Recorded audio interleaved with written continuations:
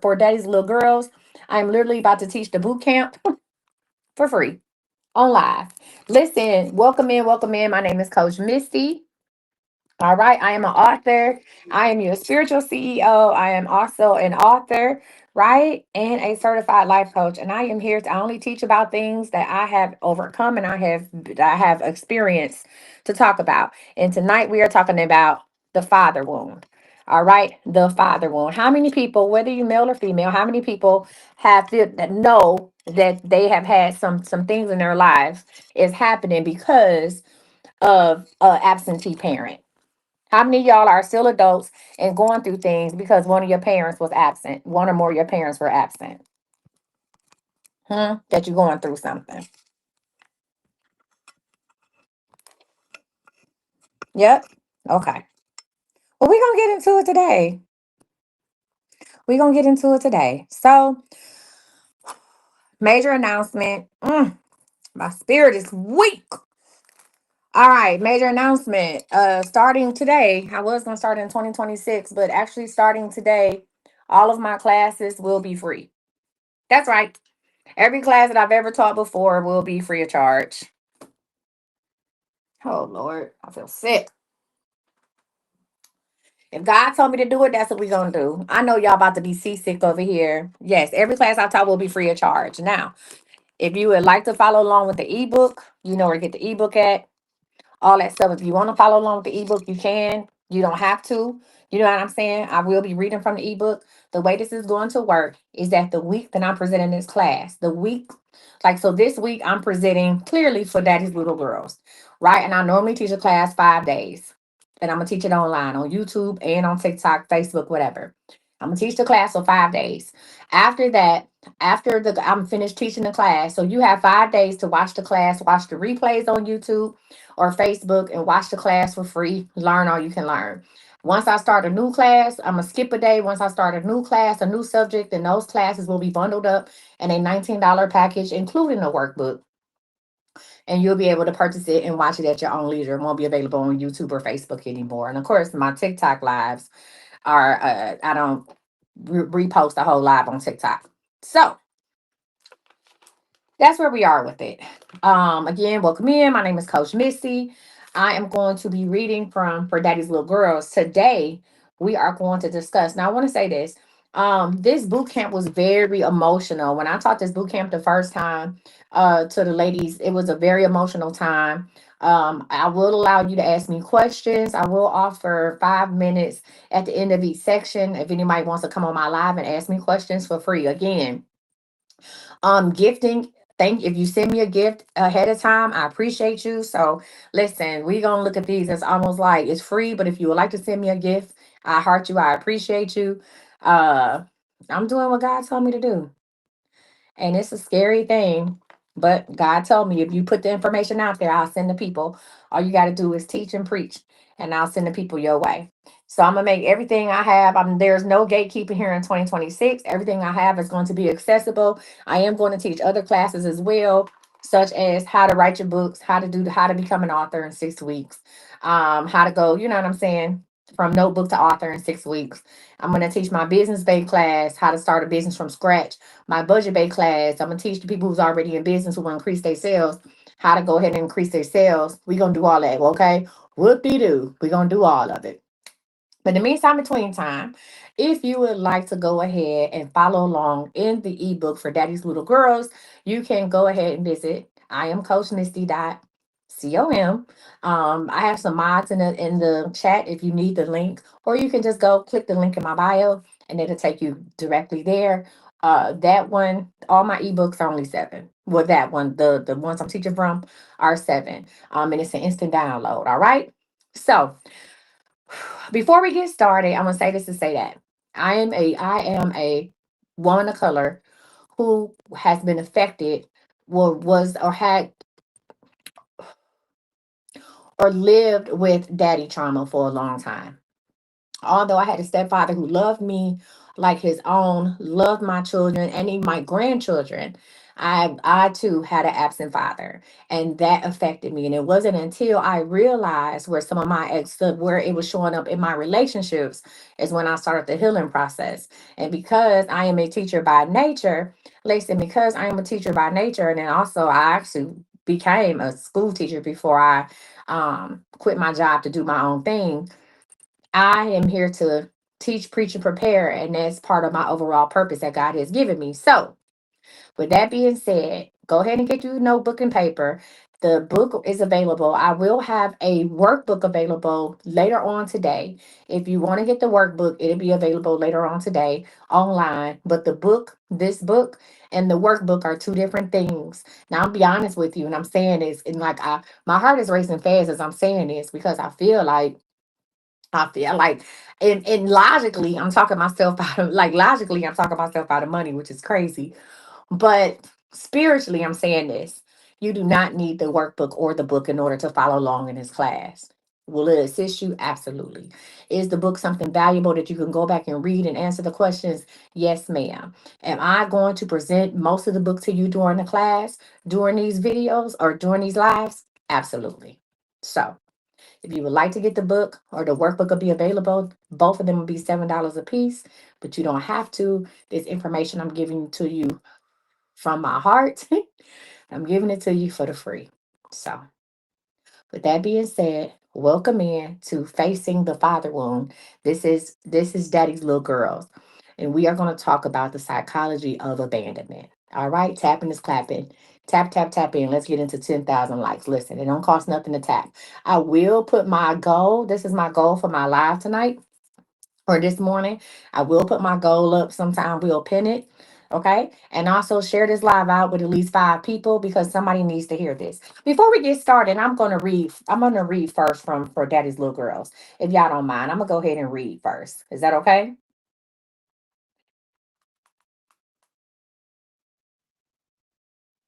I'm gonna go ahead and read. Thank you. I appreciate that.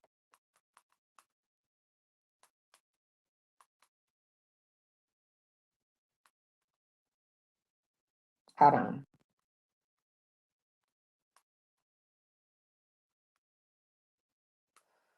Okay.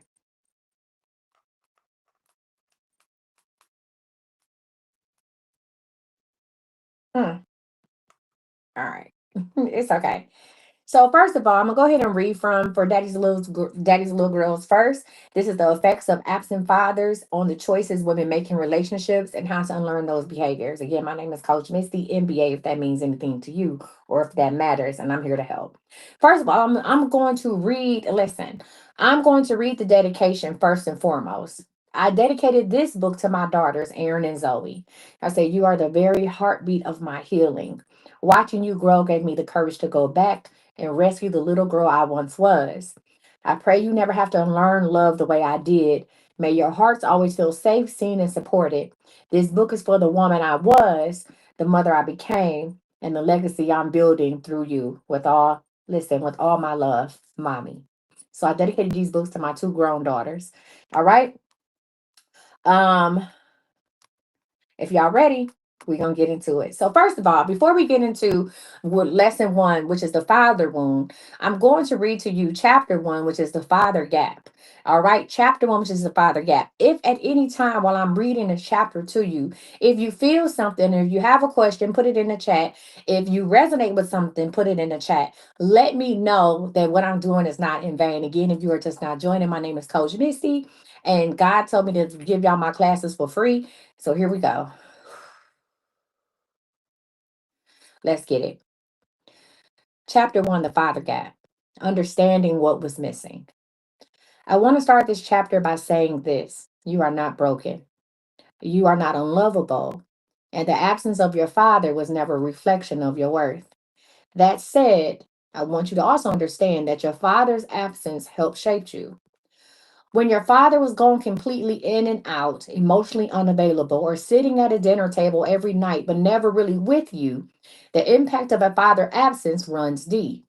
And not just in your childhood, it lingers and it leaks. It shows up in your choices, your relationships, and sometimes even in your silence. There's a unique kind of grief reserved for girls who grow up with a hole where a hug should have been.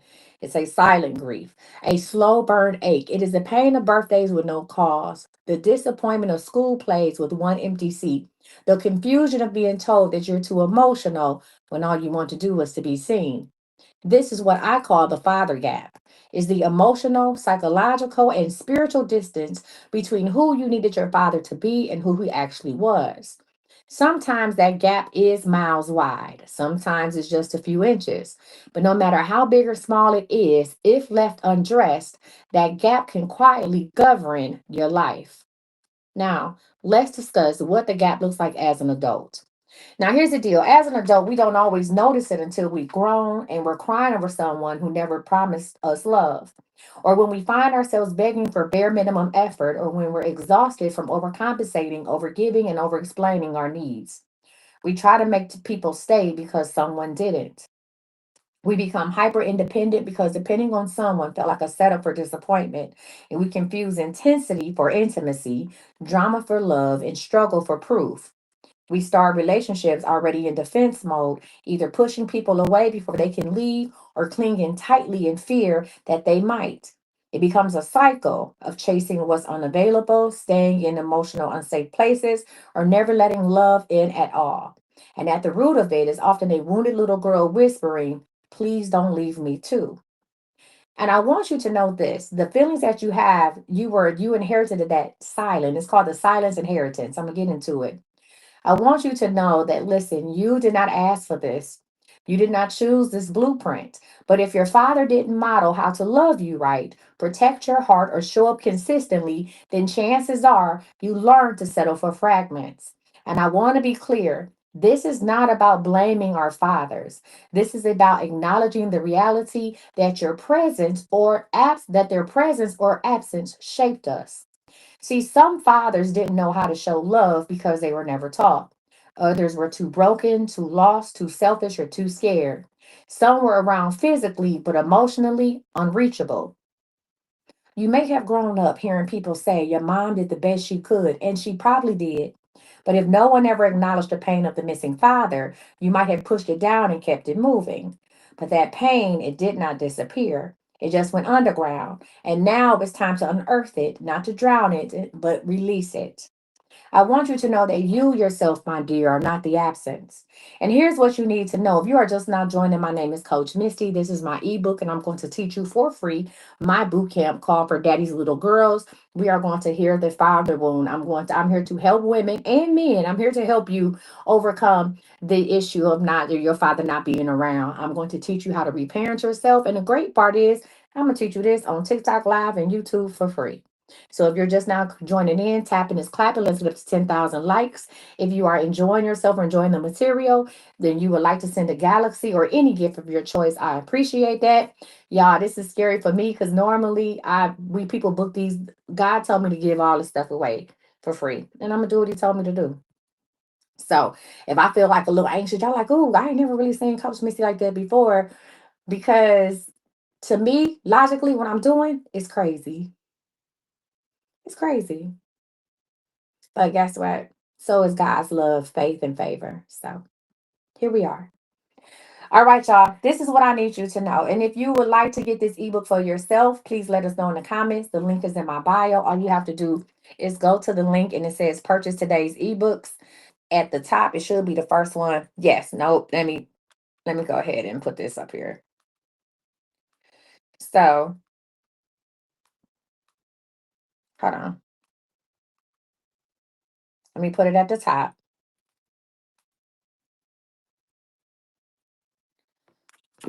So when you go to my bio, you can go to my bio. You can still hear me while y'all in the bio. You can go to the bio and go ahead and click the link, and it'll take you to this page. And you can go ahead and get your book. You might have to scroll down just a little bit to find. I got some other ebooks available, but for Daddy's Little Girl, it's towards the bottom, and that's what the picture looks like. So when you're clicking the link in my bio, it's going to take you here, and this is where you purchase your ebook. Okay? All right. If you need help, let somebody know. All right, let's get into it. So, back to what I was saying about I'm going to read chapter 1 and then we're going to work I'm going to teach you. We're going to work through some things. Okay. Again, you are not the absence. So again, let me reiterate this. You are not what he failed to give. You are not that. You are not the rejection. You are not the abandonment. You are not the disappointment. You are not the unanswered phone call. You are not the daughter that he did not fight for. You are still worthy of consistent, safe, and healthy love. You are still allowed to heal, to behold, and to have standards. And you are allowed to mourn the love you didn't get, even if it makes other people feel uncomfortable. I'm going to say this again. You are allowed to mourn the love that you did not get, even if it makes other people feel uncomfortable, like your mama. Huh? A lot of us feel like we can't talk about our dad not being there because we can't talk about our dad or missing our fathers because it would dishonor the mother who worked so hard to be both parents. And then this is why these daddy issues come out in your relationships because you didn't have a you don't have a safe outlet. You didn't have a safe outlet at home with your mother. A lot of us are grown and still don't have a safe outlet. You bring up your father's name, all hell gonna break loose. If I'm lying, I'm flying. If I'm lying, I'm flying. How many people have been through that? To where, thank you. How many people have been through that to where you bring up your father's name in the presence of your mother? If your mother raised you by yourself and you bring up your father's name for anything other than an obituary, she gonna lose her shit. I know I'm not the only one. I know I'm not the only one. It's how dare you talk about your father, talk about you miss somebody who wasn't there, right? All right, so I'm gonna say this. Listen, you can grieve what you didn't receive without staying stuck in victimhood. You can honor the loss and still choose to build something new. This is your space to do just that. You are not broken, you are rebuilding. You are stronger, wiser, and softer in the right places and firmer in the ones that matter. And we're going to begin by facing the gap, the father gap, not to fall in it, but to fill it. Now, there are journal questions in the book, right? There are 5 journal questions. If you are going to take my class, again, this is a free class, but if you are going to fully participate and get what you need to get out of it, I need you to go ahead and have the book and answer questions 1 through 5, because tomorrow when I come on live or later on today, I'm going to talk about that. I probably will teach this class one more time today, and then on Sunday, we're going to start. I'm going to let y'all come on the live and we're going to start talking about questions 1 through 5, but you won't know what that is because what? You won't be you know what I'm saying? You don't have it. Hold on. So for daddy's little girls, I'm gonna do week 1 summary, and then on Sunday, and then we'll do start on week 2. All right, y'all. So I'm gonna go ahead and now we're gonna get into the class section. What's up, Buttercups? My name is Coach Misty. Tapping is clapping. Tapping is clapping. Tapping is clapping. Okay, and welcome in to week 1 of Daddy's Little Girls. We're called Facing the Father Wound. The first thing I want to talk about is the psychology of abandonment. I'm gonna say this again, the psychology of abandonment. Let's talk about that, right? I want you to know that abandonment trauma begins when a child feels rejected, neglected, or emotionally unimportant. And understand, yes, I am here to help the grown ass women watching, but I'm also help some of y'all not only heal yourselves, but heal the relationships, heal the environments that you have that your children are growing up in right now. Thank you. Because see, if you heal yourself, then that means you'll heal the relationships. Listen, that you'll hear the relationships that you have with your children as well. So I want to say this. Abandonment trauma begins when a child feels rejected, neglected, or emotionally unimportant.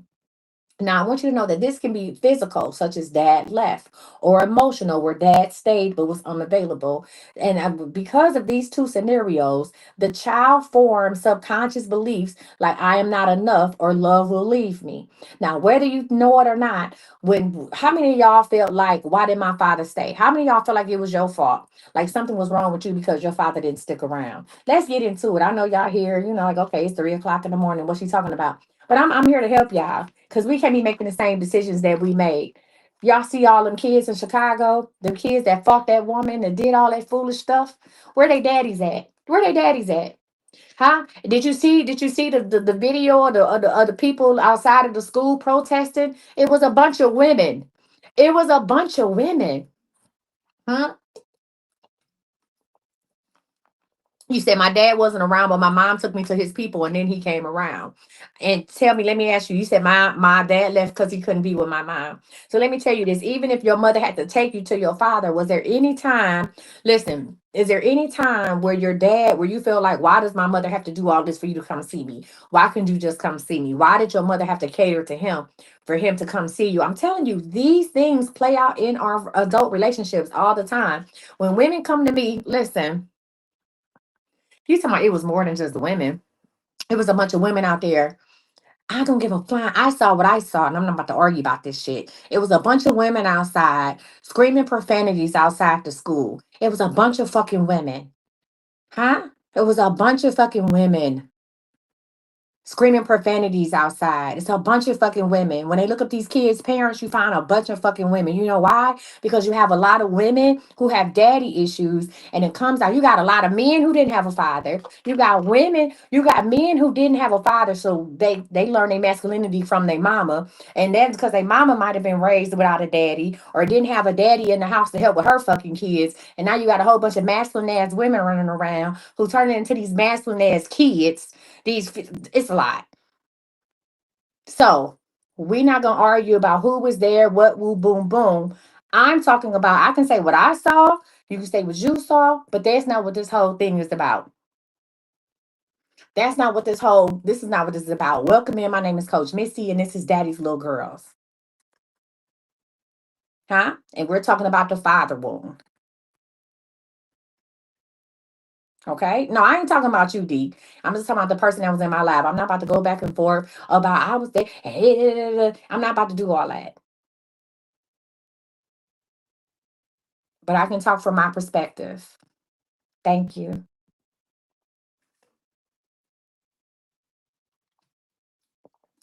So, like I was saying, okay, what happens is you have a lot of kids who are dealing with abandonment trauma and they don't know how to get that out. You're more than welcome. Listen, I know, girl. They don't know how to get that out. Right. And so you got a lot of women who have become protectors. You have a lot of women who have learned to become providers and protectors, but we don't have peace. Huh? There's a lot of women of color who have learned how to become providers and protectors, but we don't have peace. You understand me? So because we become providers and protectors, someone said, well, there's a lot of sassy men and masculine women. So now we're looking for men for peace.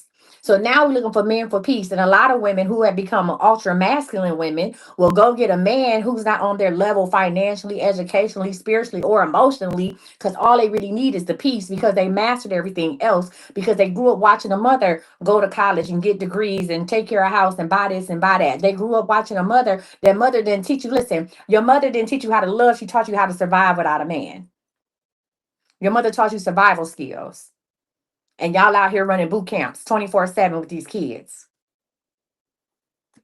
Get into it. Huh? Yes. Listen, and a lot of the things I said this before when I taught from this book. A lot of times we get into relationships and a man does anything to let us down or something. A man will do something that'll trigger something in us, right? That'll let us down. And then they say, well, you acting childish. You ever have a man tell you, oh, you being childish?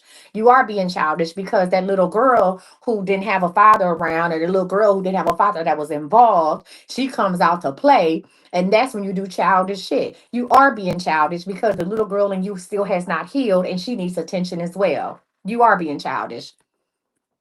Huh? You are being childish. That's neither good nor bad. It's just facts. So when somebody say, "Oh, I done did some petty shit, some childish shit," that's that little girl acting out. Cause see, the person who you really should have took it out on is that daddy. And listen, that daddy, you couldn't take it out on him because he wasn't around. So you cut up. You cut up. Some of us cut up because we want correction. Y'all don't want me to do this. It's too fucking early. Take a sip of your applesauce. Some of us cut up because we really want correction. Let me get back to this. Let me get back to the psychology of abandonment. If you are just now tuning in, welcome in. My name is Coach Missy, and I'm teaching from my book for Daddy's Little Girls. This is the boot camp, a paid boot camp that I offered last year. I'm gonna give it to y'all for free, and we talking about facing the father wound, and we talking about the psychology of abandonment. Before we begin, listen. Here's the deal. This is when love felt like a loss. This is the psychology of abandonment. This is why when listen. Let me tell you something. When a young man understands when a woman is dating a man and he understands that if he leaves, she will cling to him tighter. The games will begin. The games will begin. The cat and mouse games will begin. If he believes that if I leave, then she'll cling to me tighter, then now the games begin. And you find yourself in a very vicious cycle. Very vicious. A very terrible cycle. Hmm? It gets weird real quick. And this is how we end up in these relationships or situationships for 10, 12, 5, 10, 12, 15, 20 years of nothing, or situationships and stuff like that. Because the secret is out. The playbook on you is out. Huh? You got daddy issues. And it's not, listen here, some of these men are not smart enough to realize you got daddy issues, but they are playing the games that they daddies played. They doing the same. They say, well, shit, she act like this. She remind me how my mama act. Well, I'm going to do what my daddy do. And now we got this back and forth with nothing being accomplished. No marriage, no peace, no harmony, no nothing. Just foolishness and fucking. Oh, is it too early? It's too early to call up talk about foolishness and fucking? Huh? Did I wake y'all up? Did I wake you up? Welcome in. Hmm? Y'all up now?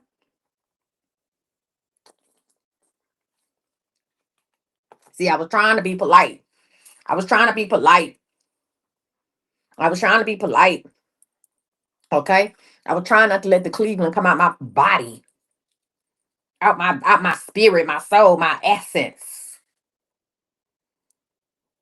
But here we are. And welcome in. I'm help heal you hoes. All right, y'all, let's get into it. Now, before we begin in our first lesson, I want to ask you something that's very simple, but it's really deep. When was the first time you felt emotionally invisible? Listen, I want y'all to go back and think about this. When is the first time? Oh, if you new here, bossed up, you don't even know. Let me ask you a question. I want you to go back to your childhood. When was the first time you felt emotionally invisible? So while you all think about that, and you can put it in the comments, or you can join the live, or we can talk about it. Listen, let me tell you the first time I felt emotionally invisible was when I want to say, I remember it was a night, I want to say I was about 5 or 6, and my father, my birth father, was supposed to come and pick me up. He was very choppy and coming to pick me up. He was supposed to come pick me up. It was in the winter time. He told my mother and my grandmother that he was on the way. We were at my grandmother's house. That was the place for him to pick me up and bring me back. And he told my mother and my grandmother that he was on his way from Columbus, which is like a 3 hour drive from Cleveland. And when I tell you that my father never showed up, and I'll never forget, it was winter time. I had on my little coat. I had my mama, baby, I was bougie. I had on my coat. I had my little fur muff on, my coat, my little bag was packed, my little suitcase, and my father never showed up.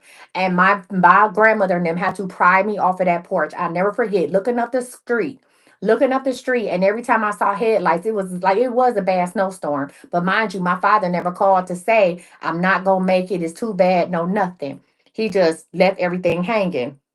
And I'm gonna tell you how that then transferred into my adult life. And all I remember at that age of 6 is just wanting to stay outside, no matter how cold it was. Every time my mom and my grandmother tried to get me back in the house, I started to cry because I was like, if I'm not sitting outside, he's not going to notice me. If I'm not sitting outside, he's not going to see me. He's going to drive past. He's going to think we sleep. Mind you, I'm a 5 or 6 year old child thinking this. I vividly remember that. If I'm not standing out here, he's going to drive past. If we go in the house and all the lights is off, because mind you, it's about 10, 11, 12 o'clock at night by now. If we go in the house and all the lights is turned off, he's going to drive past and not think that we're up, and he's going to leave me. So I'm going to stand outside on this porch. I didn't care how cold it was. And I wasn't a crybaby type of kid. I was really a dope ass kid. Like I'm dope in real life. I've been dope since I was little. But that night, I screamed and I hollered, and my grandmother told my mother, "You have to like just let her stay outside. Like let her stay outside." My mother like, "Listen, it's cold. It's like my grandmother said, you have to let her stay outside. It's going to cause more damage. She has to come in on her own." And I don't know how long I stayed outside, but at some point I remember crying and realizing that my father wasn't going to show up. And that did so. Let me tell you how that showed up in my adult life. Okay. So once I really started dating, now I had kids young, and me having kids young had nothing to do with my father not being around, because I had an amazing stepfather who was an amazing example. I had kids young because I like to do it. That's it. That's all. I like to do it. I wasn't just out here bopping and dropping. I wasn't even bopping and dropping. The second time I had sex, I got pregnant with my son. I like to do it. Yeah. So that we let's go ahead and clear that myth up. My parents are not a reflection of why I had sex. I just like to do it. Uh-huh. I still do. Anyway, that's neither here nor there. That's neither here nor there. However, if somebody was coming up to pick me up for a date, listen, if someone was coming to pick me up for a date and they were 5 minutes late, I don't care if they showed up, I would not go. I would not go. Listen, I would not go. If you told me you were coming to pick me up at 5 o'clock and at 5:01 I didn't see you coming down the street again, I'm still that little girl standing on the porch waiting for her dad. We're looking for headlights. If you wasn't pulling up in my driveway at 5:01, 5:02, by 5:05, you can chalk it up. You can go on about your business. Well, Missy, what you mean? You could have called me. Right? Listen, you could have called me. You could have said something. So that same hurt, that 5 year old on the porch was now 25. She was now 30 years old and was doing that. You hear me saying? You late, I'm not going. Don't call me no more. What? I would tell people the number one rule I have is don't play with my time. And people are like, oh, everybody said that don't play with their time. I literally meant that. Not don't play with my heart. Not don't play with my time. If you say you're gonna do something, do something. Being on time is being late, right? Because it always took me back to that little girl. Now let me get away even deeper with it. So I already had that going on, and I may have listen. I mean, I ain't worried about it right now because got me a bookie. Listen, got me a bookie now. But listen, we in there like swimwear. But let me show you how it also showed up a different way in my relationships. I then met somebody. Listen. I then met somebody who was on time all the time. He was early on time, but guess what? He was fucked up everywhere else. The person I was with before I settled down with Cardinal, he was fucked up everywhere else. Everywhere else he was fucked up. But the one thing is he was on time. So I found myself excusing a lot of behaviors or using his past to make excuses as to why he did certain things. Because guess what I would say? No matter if he be lying about certain shit or whoop de doo, I know he be trying to play on my top. But the least I can say is he was never late. That's how important that shit was to me. That he was never late.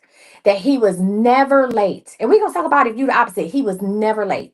And so I will hold on to that. And I would tell him, I said, we would stop dealing with each other. We come back around. We talking about a 9 year on and off again situationship that turned into a relationship, right? That went straight to hell. 9 years on and off, situationship to relationship, and then straight to hell, right? And I would tell him, I would say, you might do this, that, and the other, but one thing I could say for you that you ain't never been late. You if you say you gonna show up, you show up. And that meant so much to me because even though I had a stepfather that went over and beyond for me, or my bonus dad, and I only can call him my stepfather when I'm talking about things like that. To me, that's pops, right? Luckily, my mama got the same taste in me. And so if you ever see me with my bonus dad, if you ever see me with my bonus dad, you wouldn't even know that's not my father because he resembles my birth father. So I look like this man. So nobody really, I only talk about it in this context, right? But like I had a bonus dad who was there for me all the time, who never stood me up, nothing like that, right? But it was something about my birth father, you know what I'm saying? The man whom I look like, the man who I laugh like, the man whose face I have that did that to me. So I would take this other one. I would tell him, I would say, listen, I don't care what you do. Not I don't care what you do. I used to tell him, I don't care what they say about you, because a lot of my friends didn't like him. And I want you to take heed. I want y'all to take heed to when y'all dating somebody and don't none of your friends like them, whether they know shit about them or not. If none of your friends don't like him, bitch, you probably need to not like him too. Okay, I ain't saying you gotta follow the leader on this shit, but if don't none of your friends care for him and you respect the judgment, you respect your friends' intuition and their judgment, you might want to take heed to that. But anyway, that's neither here nor there. So remember, my ex was my hero because he never stood me up. I could say out of 9 years, you always showed up until one day. One day. And it was so crazy. One day, my ex had told me, oh, I want you to come to my apartment. Now, by this time, we had lived together. He had moved out, moved on with somebody else. I had moved on with somebody else. And then we came back around to each other. It was crazy. But he had his own apartment. And he said, I want you to come over. He said, I want you to come over to my house to help me hang some a wall art up. And I said, okay, I'll come over your house. You know what I'm saying? Which I normally didn't do because I was like, why would I go over your house when my house is much better? You live in an apartment and I live in at that time, a 4,000 square foot house. Why would I want to come over to your house and you live in the hood? I got to sit, my Porsche got to sit outside. Jesus. But I was like, you know what? We trying to work this thing out. We trying to get back on track. We talking about getting married. I'm going to come over. So I came home. I ended my live early. I knew he was coming home off the road. And I called him and I said, you ready for me to come over? And he was like, well, you know what? I'm a little tired. So I'll just see you tomorrow. And that was it. Out of all the other stuff, and I'm not going to go into all of the stuff that we went through, but out of all the other shit that we had been through, all I might have been mad. I might have stopped talking to him for a minute and then we come back around. Out of everything that we had been through, that was the thing because he had never done that before. That knocked him off his pedestal. You hear me? That knocked him off his pedestal. The pedestal that he had in my life. That bitch was tarnished, worn, probably hanging on the thread, but he was still on a pedestal. I had other dudes who was 10 times better than he was, just as far as how they treated me, the things that they would do. They was willing to jump over hoops, through circles of fire, everything. Listen, but when he did that, that knocked him off the pedestal, and then he became like everybody else. And when he became like everybody else, I realized, guess what? This some bullshit. And just like that, boom, I was out of love. When I realized that my daddy wound, come on, I'm about to get back to the class. When I realized that my father wound was the only reason why I was holding strong to this nigga, because he didn't make me feel like that little girl standing on the porch waiting her daddy back in 85, right? He never like all this other shit I could deal with, but you ain't never did that. Right? I realized that father wound that I said I had healed, that I'm not mad at my father no more. I'm cool. That shit that I said I was over wasn't over. And it was always in the background in me making my relationship decisions. And once I put them two and two together, and that shit equaled a four, bitch, it was time for me to go. And just like that, I had fallen out of love. Just like that, I had fallen out of love. Just like that, the fantasy was over because I realized you just the same too. And before I move, listen, before I do another thing, listen, before before I do another thing with another man, I have to truly heal myself. And that's how I started on this journey of daddy's little girl. You hear me? A daddy's little girl. So welcome in. My name is Coach Misty. I'm giving God told me to teach this for free. So here we go. This is my ebook. You can click the link in my bio and you can go to the first link on there and purchase this ebook. I got a couple ebooks. You can purchase this one. Thank you so much. I appreciate that. Thank you, friend. I appreciate that. You can go ahead and do that. You can listen, and the workbook will be on sale tomorrow. But all classes gonna be free. So we are talking about the psychology of abandonment when love feels like loss. So my question to you all was: I told y'all my story. When was the first time that you felt emotionally invisible, not unloved, but unseen, unheard, and unchosen? I want you to put that in there because here's the deal: the only way for us to heal is for us to realize to go to the roots of it. We got to go to the roots of it. You say, well, my mom was single. She had to work a lot and it upset me because I like quality time. Okay. We got to go down to the roots of this. We got to get to the bare bottom of it. If you are a woman who got all your shit together, your credit score is good, you own property, your money ain't funny, you know what I'm saying? Your body looking good and you single, you keep attracting the wrong type of people. 9 times out of 10, it has a lot to do with daddy issues. And bitch, I'm here to help you. All right. Listen, I want to ask you this. I'm gonna say this. Whether your father physically left you, emotionally shut down, or simply didn't know how to love you, abandonment is just not about leaving. It's about absence with no explanation. That is what abandonment is. People think, oh, he abandoned me because he left. You're not mad because he left. You mad because you don't know why he left. You mad because he'll never give you a reason that will satisfy your heart. I coach so many women. I coach so many women, grown ass successful women who can't listen, who can't move on, who are still trying to either establish relationships with their father. And the whole thing is, well, why would you around? And I told them, I said, stop trying to reason, stop trying to make logic out of things that are illogical. Like it doesn't make sense. Wow, Carrie, thank you for sharing that. It doesn't make sense. You asking this person why wasn't they around? Why weren't they around? When it doesn't matter what he says, it's not going to heal that little girl in you. At this point, ladies and gentlemen, it is up to you to reparent yourself. It is up to you. If you are looking to your parents for answers, explanations, healing, this and the other, I'm gonna tell you, like I tell all my clients, stop looking at your parents as your parents and start looking at them as people and not your parents. I'm gonna say this before I go on. And part of my healing process was realizing that my father did not have a father. I literally had to go back to family tree. My father was raised by a single mother who had children by multiple men. I'm not knocking my grandma Auntie, God rest her soul. I'm just stating facts. My father did not have a father. You understand me? When I was born, my father was in his 20s. He was in college. Number two, my father did not want me. He did not want a baby. Now, when I say that, I don't feel no type of way. My father said, I don't want a baby. I'm too young to have a baby. That's not in the cards for me. My mother said, hey, this is what I'm going to do.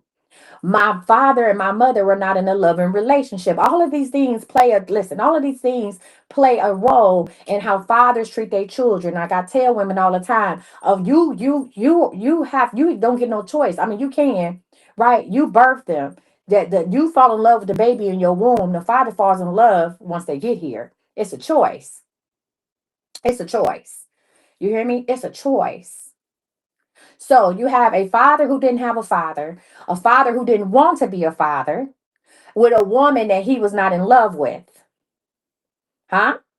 And I'm not blaming him. I blame both my parents because, like I tell anybody, what from what I know now, I personally would not have a baby by somebody who did not love me. If it happened, hey, you do what you want to do with your body. But I know at this good age, listen, that I would not have a baby by someone who did not want to have a baby because that's going to do too much strain and strife in my life. But also, I'm going to use my discernment not to lay down with somebody who doesn't want to procreate, who we don't have that agreement. We don't have that. We're not equally yoked in that situation. So I had a father who never had a father who didn't want to be a father, and he did not love the woman that was birthing his first child. So his whole thing was, I'm going to do what my father didn't do, and I will be financially there for her, but I don't feel a connection. If he doesn't feel a connection with the mother, he normally an emotional connection, he's not going to feel one with the baby. And you should be like, well, he should, that's his seed. Understand, you grow a connection with your baby in your stomach.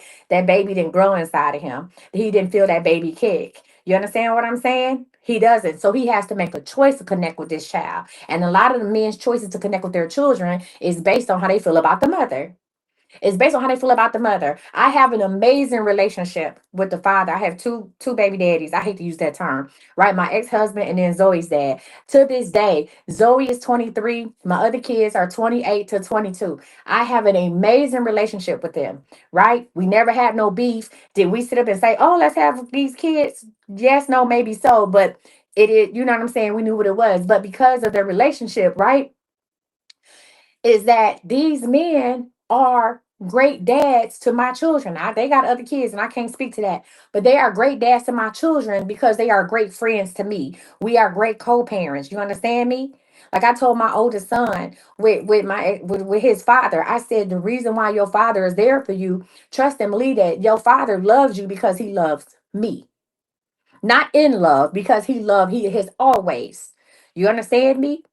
This is how stepdads come into a picture. This is how a man whose blood ain't running in none of them kids in that house. This is how a man can walk in and take a family of four and say, I'm about to take care of everybody. And y'all be like, I know he did not just date that woman with four kids and he over there buying everybody school stuff, because his connection to the children is driven by his connection to the mother.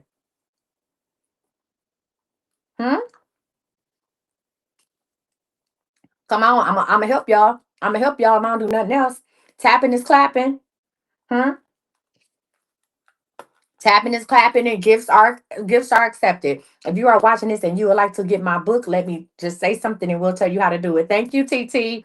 Appreciate you. Tapping and clapping, and gifts is expected. Let's get back to it. Okay, let's get back to it. I'm gonna say this. I'm about to define abandonment trauma. So if you have your pen and paper, I am giving you my classes. All my classes are gonna be from free starting right now. Thank you so much. Let's talk about defining abandonment trauma. You try applesauce like that, girl. That's a drink. Applesauce is the whole drink. So, you ready? Abandonment trauma. This is what you write in your notes. The book details is at I am. Listen, Lord, be offense. I'm about to go ahead and put this up. And Lord, let them use you. Let them use you. Lord, I'm going to go ahead and put this up. And we're going to make it do what it do. Hold on, y'all. We're going to bless this live. Listen, I'm doing what God told me to do. And that's what we're going to do. All right. This is where it is. Boom. Here. So go ahead and take a screenshot. Abandonment trauma is what happens when a child's core emotional needs go unmet. Huh? Listen. Abandonment trauma is what happens when a child's core emotional needs go unmet. It can be physical and emotional. Let's talk about the physical. So, the physical abandonment trauma comes from like a father who was never around, a father who was incarcerated, passed away, or disappeared. Okay. Emotional is when a dad who stayed, paid the bills, and maybe even sat down at the dinner table, but never you never felt safe with him and you never felt known. Your father was just there to be your provider, and he let the mother do all of the child rearing. Okay, so you can still have emotional abandonment trauma from there as well.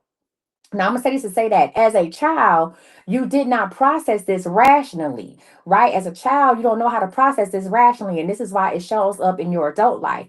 Because as a child, you won't sit up and say, well, he's emotionally unavailable. As a child, you automatically think that something's wrong with me. And this is how the belief begins. As a child, you're not going to be like, oh my God, he's just emotionally unavailable. You're not going to sit up here and normalize and be like, oh yes, his father wasn't there for him. His grandfather was abusive. You're not going to, if you're 7 years old, you're thinking to yourself, what's wrong with me? Right. So let's go ahead and talk about core beliefs right now. Okay. Listen, when you grow up feeling rejected or ignored by a parent, especially your father, your brain wires itself to survive and not to thrive. Come on, somebody. I'm gonna say this again. When you grow up feeling rejected by a parent, especially your father, your brain wires itself to survive and not to thrive. And that survival creates subconscious beliefs like I'm not good enough. Hmm? Or love is something that I have to earn, right? Or people I love always leave. See, that's the reason why a lot of men don't fall in love. Listen, fathers have let men down too. You know, they say a girl's first love is her father. Well, a lot of men who are scared of commitment often have fathers who wasn't around or were womenizers, a womanizer. And it's not, oh, I learned this behavior, I learned how to be a player. No, what you learned was the first person who you loved, who you looked up to, which was your daddy, which was your father, wasn't there for you. And so if you think that people I love always leave, then I'm going to put a brick wall, and I'm only going to give you enough to make you stay. Because if I give you too much, then I fear that you will leave. Right. Also, we learned that being quiet keeps me safe. Right. So maybe you had a dad in the home, but he was the type of dad like, hey, he worked 2 jobs. You don't say nothing to your father. Leave him alone, get his rest. That taught you how to be quiet. Right. Or if I become perfect, maybe I won't be abandoned again. And this is for my women who are hell bent on getting 10 degrees. And ain't nothing wrong with education. I have a master's degree myself and started working on a doctorate. So I'm not knocking education. I'm not one of those. What I'm saying is a lot of people overeducate themselves. They overcompensate themselves because they want the love of somebody. Huh? They want to be admired, they want to be acknowledged, right? So if I become perfect, then maybe I won't be abandoned again, right? And I want you to know that these beliefs, they just don't stay in childhood. They show up in dating, friendships, workplaces, and even how you talk to yourself. You say, my father was locked up for 18, mother took care of me, she was physically and verbally abusive, right? Because your mother was tired, your mother was angry. We got listen. I'm. Oh, we gonna talk about the mamas too now. Don't think that we just gonna be oh daddy, daddy, daddy. Cause listen, a lot of our listen. Your mother can't teach you how to. Let me finish this. Cause then I'm a come on somebody. Hmm. Listen, my bachelor's is in yeah. You got a bachelor's in psych. My bachelor's in sociology. So I really like how people's environment affect their actions. I love that. So let's talk about this. I want to give you permission today to name what really happened right now. Listen, I want to give you permission today to name what really happened. Where did this start at? Okay, listen, and in doing that, and if you feel free, if you feel if you have enough courage or you feel safe enough, not even courage, if you feel safe enough to go ahead and put it in the comments, or if you want to join the live and talk to me, come on with the come on. Right. But I'm giving you permission right now. This is a safe space to name what really happened.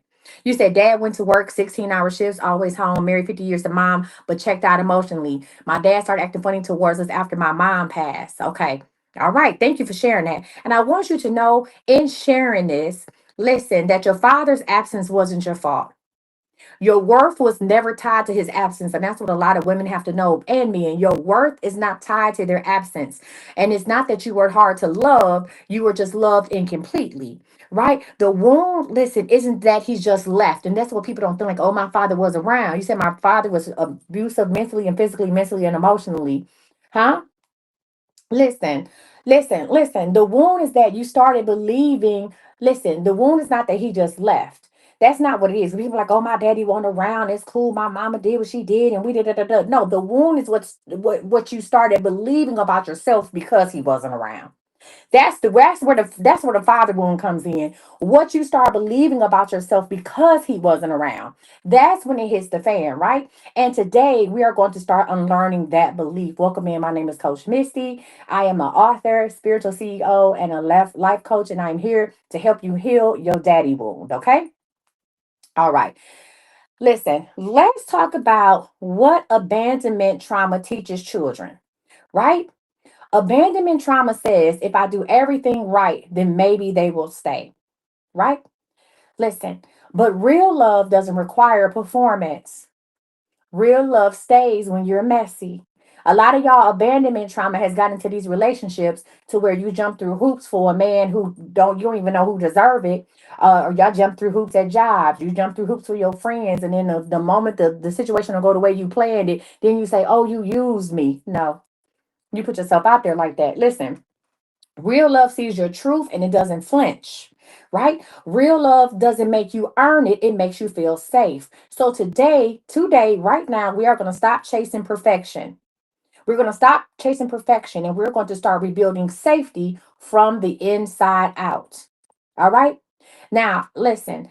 This is I'm gonna give you this journal question, and I'm gonna take time to see if y'all have any questions or whatever is going on, and then I'm gonna go ahead and read from chapter 2 of Daddy's Little Girl. All right, I'm say this to say that we're gonna close this section right here with a journal question. This one might sting you a little bit, but it will set you free, right? So, what I want you to do, if you plan on taking this class, my free class this week, this is what I want you to do. You are going to write a letter to the little girl I have to leave behind. You are going to write a letter to the little girl. Somebody put that in the comments for me so we can pin it. The little girl I had to leave behind. Go ahead and put that in the comments, somebody. I want you to write to her. It needs to be one full page, not a paragraph, at least one side of a page. I want you to write to her. I want you to tell her that you see her now. You understand me? I want you to tell her that it wasn't her fault. You got to reparent yourself. You got to tell her that it wasn't her fault. You have to tell her what you know now that she doesn't, and tell her that she no longer has to earn love by sacrificing herself. Huh? That is step one into reparenting yourself, into saving the little girl inside. You have to save her. Your mama and daddy ain't gonna tell you nothing. You're 50 years old now. Some of y'all parents and then gone on to glory. Your mama and daddy ain't gonna tell you nothing right now. You gonna have to do it yourself. All right? Listen. How y'all feeling right now? Y'all feeling all right? How y'all feeling right now? Y'all feeling good? Hmm? Is everybody good? You said you paid 10K to learn about you. Well, I'm giving it to you for free. You want to get the book? The book is 7, and I'll have a workbook up there tomorrow for another 7. But you're gonna get it for free, right? Thank you. Write the letter to your inner child. Save your inner child. Thank you so much. Mm-hmm. Listen. So if we already read chapter 1. What I'm going to do is everybody okay? Is everybody all right?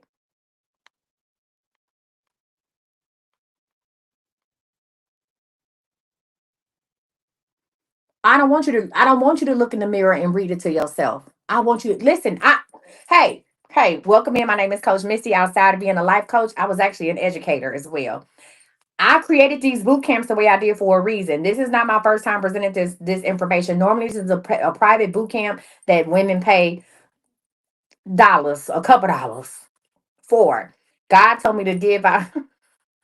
God told me to literally go sit on the corner with John 3:16 on the cardboard box, as far as I'm concerned. Because God told me every class that you've ever created, you're gonna give it to them for free. God said, present the information now, send the people. God said, present the information, I'll send the people. So I promise you, the way that I have created these boot camps, these classes is effective. There are times you're going to do that. Right now, I just want you to write the letter. That's it. I just want you to write the letter. Because guess what? When you sit in the mirror and start reading the letter back to yourself, you're not healing. You start reliving it. You're not healing at that point. You're reliving it. Then you start crying and breaking down. And now we back to what? No, grind up late. I'm up early. Period. Welcome in. What's up, Buttercup? She's talking about you up late. No, I'm up early. All right. So, would y'all rather me go to do lesson two or read chapter two? And if you have already downloaded the book, you can follow along. We about to. Y'all want me to do lesson two or chapter two? Which one? Lesson two or chapter two? What we doing? Y'all let me know. I got one for chapter. We do. Am I reading chapter two or we gonna talk about lesson two? Which one? I got one for lesson two, one for chapter. We got two for chapter, lesson, chapter, lesson, and lesson two one. Listen, no. I listen. So we're gonna do lesson two, and then I read chapter two. All right, let's get into it. So lesson two, we are going to talk about emotional inheritance and daddy hunger. I'm gonna say this again: emotional inheritance and daddy hunger. I'll say that start off by saying this. Women often inherit emotional patterns from their mothers, and the absence of a father figure creates a craving known as a daddy hunger. Right? This hunger shows up in adult relationships as overgiving, attachment to unavailable partners, seeking validation from men who replicate the original wound. If you ready, say you ready. Y'all better share this out with four people. If you ready, say you ready. I need everybody to share this out with four people. Welcome in. We're gonna talk about the daddy hunger. I don't know if I want to change my glasses, take them off, or what. Huh? Welcome in. Let's get into it. Now we're gonna start with the hard truth. Baby, I have to clean my glasses off because shit about to get real. We about to start with the hard truth. You didn't just inherit your mother's eyes or her strength, you inherited her emotional survival skills. Yes, you are your mother's child. You inherited her emotional survival skills. If your mother was abandoned, betrayed, or forced to raise you without softness, you learn love through the lens of lack. I think I need to put my white glasses on because I think y'all need to understand what. Maybe I need to just put the white glasses on. Listen, what? I'm gonna say this again. If your mother was abandoned, betrayed, or forced to raise you without softness, you learn love through the lens of lack. Huh? You learned it through the lens of lack, and then you took that into your own relationships. And that's what we call emotional inheritance, right? And at the center of it is something called daddy hunger. Now, before I get into daddy hunger, does anybody have any questions? Lens of lack. Does anyone have any questions? Listen, because you survive based off of what you don't have. People think survival, I'm surviving with what I got. No, your survival is based on the things that you don't have. So you make the things that you have work. Bitch, I'm about to leave. I'm about to leave my own live. Somebody else take over the live. I'm about to wrap this shit up. You heard what I said? People think surviving is surviving off of what you have. No, survival skills are based off what you don't have. And therefore you learn to make do with what's in your face. Listen. Let me put the white glasses on for truth. Hmm? Is this good or is this good? Welcome in. Let's get into it. Oh, okay. Let's get into it. Let's first of all talk about emotional inheritance. Is that all right with you? Let's talk about emotional inheritance, right? Listen. Boom. Listen. Emotional inheritance is the unspoken curriculum of your household. Now, understand what I'm reading from you is not in the book. This is my culture. Somebody tell me it's the book. Girl, it's my book. Go get it. What I'm reading for you is not from the book. This is the actual class. I'm gonna read the book in a minute. This ain't in the book. This is the class portion that I teach, the boot camp portion.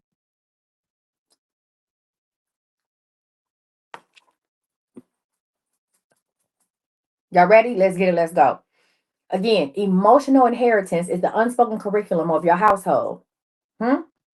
It is the way your mother handled pain, showed love, processed conflict, even if she never explained it out loud, right? You watched your mother be strong without rest. You watched your mother chase men who left. You watched her accept breadcrumbs and call it loyalty. And you watched your mother say, I'm fine without silently breaking. So you, as her daughter, internalize that as normal. You learn that love requires sacrifice, huh? That men are supposed to leave, and that you don't get to be soft but just strong. And you didn't just inherit her pain, you inherited her patterns. Any questions, concerns, or comments? Huh? Huh? Have I hit a nerve? Have I struck a nerve? Have I struck a nerve? Questions, concerns, or comments? Have I struck a nerve? Listen, y'all can share this. This is actually on my YouTube. I am Coach Misty. You can go to my YouTube, click on my lives, and you can share this out with somebody that need to watch it later on. Okay, now let's talk about daddy hunger. Huh? Does anybody have any idea before I go into this? I'm about to talk. That's the whole, I'm about to teach you how to get over it now. I'm about to teach you how to do it right now. I'm gonna teach you how to break the cycle. That's what this whole class is about. I'm not just talking about shit that we already know. First, we have to acknowledge what the problem is, right? And then we have to acknowledge it. And then we have to make a plan to go ahead and, fix it. So that's what we're doing now. I'm teaching. I'm here to teach, preach, and prepare. Listen, let me say this to say that. Let's talk about what daddy hunger is. Do y'all know what daddy hunger is? Does anybody know what daddy hunger is? Someone say stages. Okay. So anybody know what daddy hunger is? Or have an idea what they think it is? Is it looking for your dad and the guy that you're dating? Okay. What else? Also, y'all, I also offer personal coaching. So if you're interested in working with me one on one, you can go ahead and send me a message. Thank you. What else? Okay, that's what y'all think it is. Okay, I'm gonna get right into it. Let's talk about the craving that no one talks about, which is daddy hunger.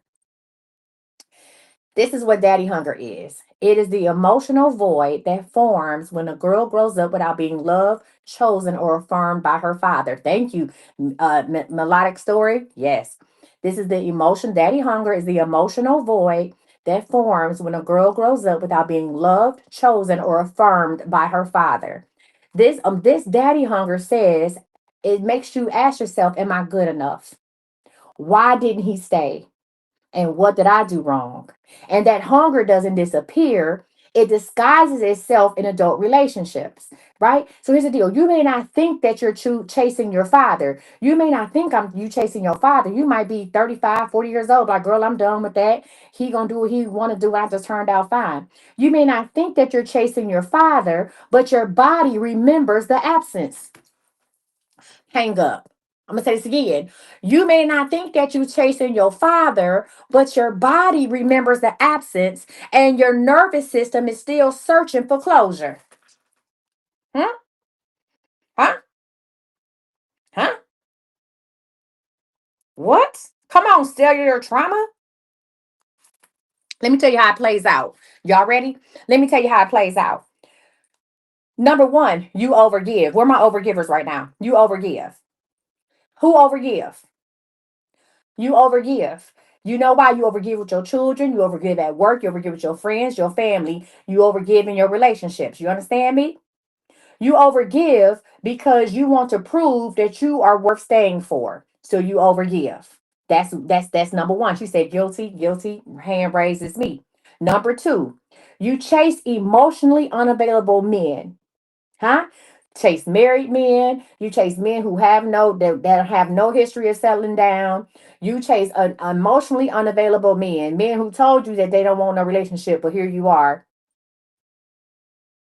You know why? You chase emotionally available men because it feels familiar. Hmm? You also confuse attention with love. You confuse attention with love because validation has become currency for you. Hmm? And above all else, you lose yourself in relationships because your identity was never secure. You lose yourself in relationships because your identity was never secure. And I want you to know this. You are not desperate. You are not desperate for friends. You are not desperate for love. You are not desperate for companionship. You are not desperate for marriage. You are hungry. Hmm? You are hungry. And the craving isn't just for a man, it's for the original affirmation that you never got. Take a sip. Take a sip. Take a sip. Thank you for the follow. Welcome in. I want y'all to know that I will never reach out to you. I never contact people. There's a lot of fake pages of me because of who I am and what I do. So if you get somebody that follow you and reach out to you, it's not me. Any of my services can be found. Listen, any of my services can be found right here. So take a screenshot. Okay. Listen, let's talk about why you repeat the pattern. Hmm? Your mind might say, I know better. When y'all get in these funky relationships, when y'all get in these funky friendships, how when you let your kids walk over you. Listen, when you let your kids walk over you, your mind may say, I know better, but your body says this feels familiar. See, because your nervous system has associated distance with desire, chaos with connection, and neglect with normal. Hmm? So when a healthy man, oh, I'm about to get on your toes. I'm about to, some of y'all gonna be pissed off. When a healthy man tries to love you, you feel bored or suspicious. Huh? When a healthy man tries to love you, you feel bored or suspicious and you push him away. You call him too soft, but really you're uncomfortable with peace. Hmm? You're uncomfortable with peace because hunger doesn't crave nourishment. Listen, when you hungry, listen, let me say this before I go any further. When you hungry, you might have a refrigerator. How many of y'all have ever been at home and been hungry and you got a refrigerator full of food that you just don't want? Carrots, apples, you was gonna go on a diet last month. You got grapefruit, you got fruit in there, you got all kind of stuff. You got muscle milk. You have all these things that can nourish your body, but you skip everything in that refrigerator and go get the junk food that you don't need, right? Listen, because hunger doesn't crave nourishment, it craves what it knows. So when you hungry, you will bypass everything in that refrigerator and get on that DoorDash app or still go out and buy something when everything you needed was in the refrigerator the whole time. Come on, somebody. And if y'all think I'm still talking about food, I'm talking about the man that wanted to love you. I'm talking about that male best friend that's always there for you and got your back. I'm talking about that dude you grew up in church with who always asked your mama about you. Huh?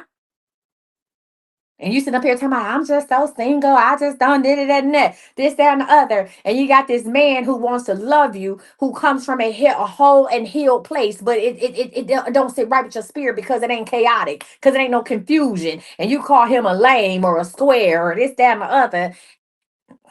Let's talk about how to break the cycle because that was a question somebody asked. Tapping is clapping. Let's get up to 50,000 likes and gifts are accepted. Let's talk about breaking the cycle. Y'all ready? Hmm? I want you to know that starting right now, you do not have to starve in love anymore. You don't have to starve in love anymore. You have permission to feed yourself. That means you no longer have to beg to be chosen. You stop performing to be loved. You stop chasing men who mirror your pain. And you start seeing life as safe, not something you earn with sacrifice. Your healing doesn't start with a man, it starts with self reparenting. Nobody's coming to save you, honey. Honey, you need to save yourself. Your healing doesn't start with a man. Your healing doesn't start with a knight in shining armor. Your healing doesn't start with a king. Your healing starts with self-reparenting. Your healing starts with you telling that inner girl that you don't need to chase what walked away.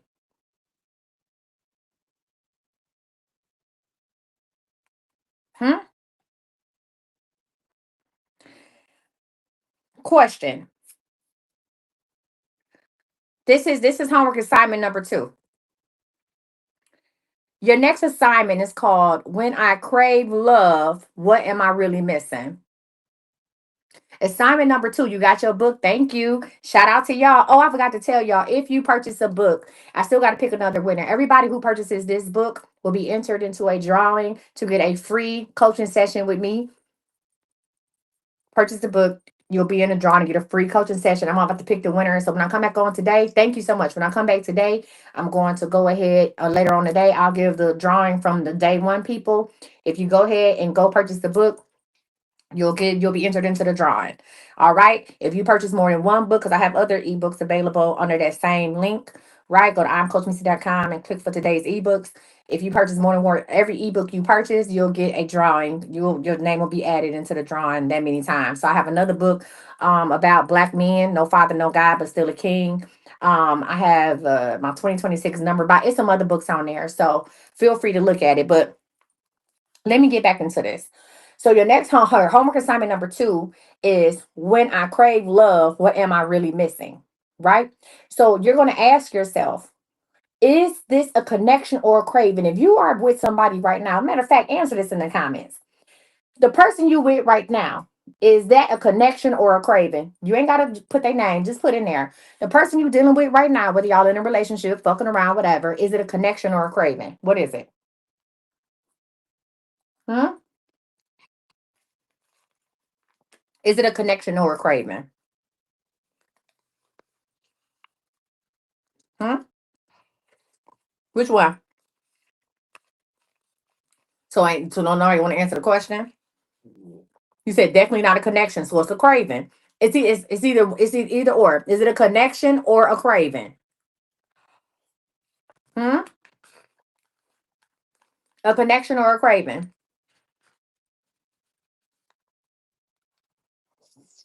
Okay. All right. Thank you. Number 2. Question number 2. Answer this in the comments. You ain't got to write it down. Question number 2. Ask yourself, am I seeking love or reenacting a wound? Am I seeking love or reenacting a wound? Which one is it? Am I seeking love or reenacting a wound? Hmm?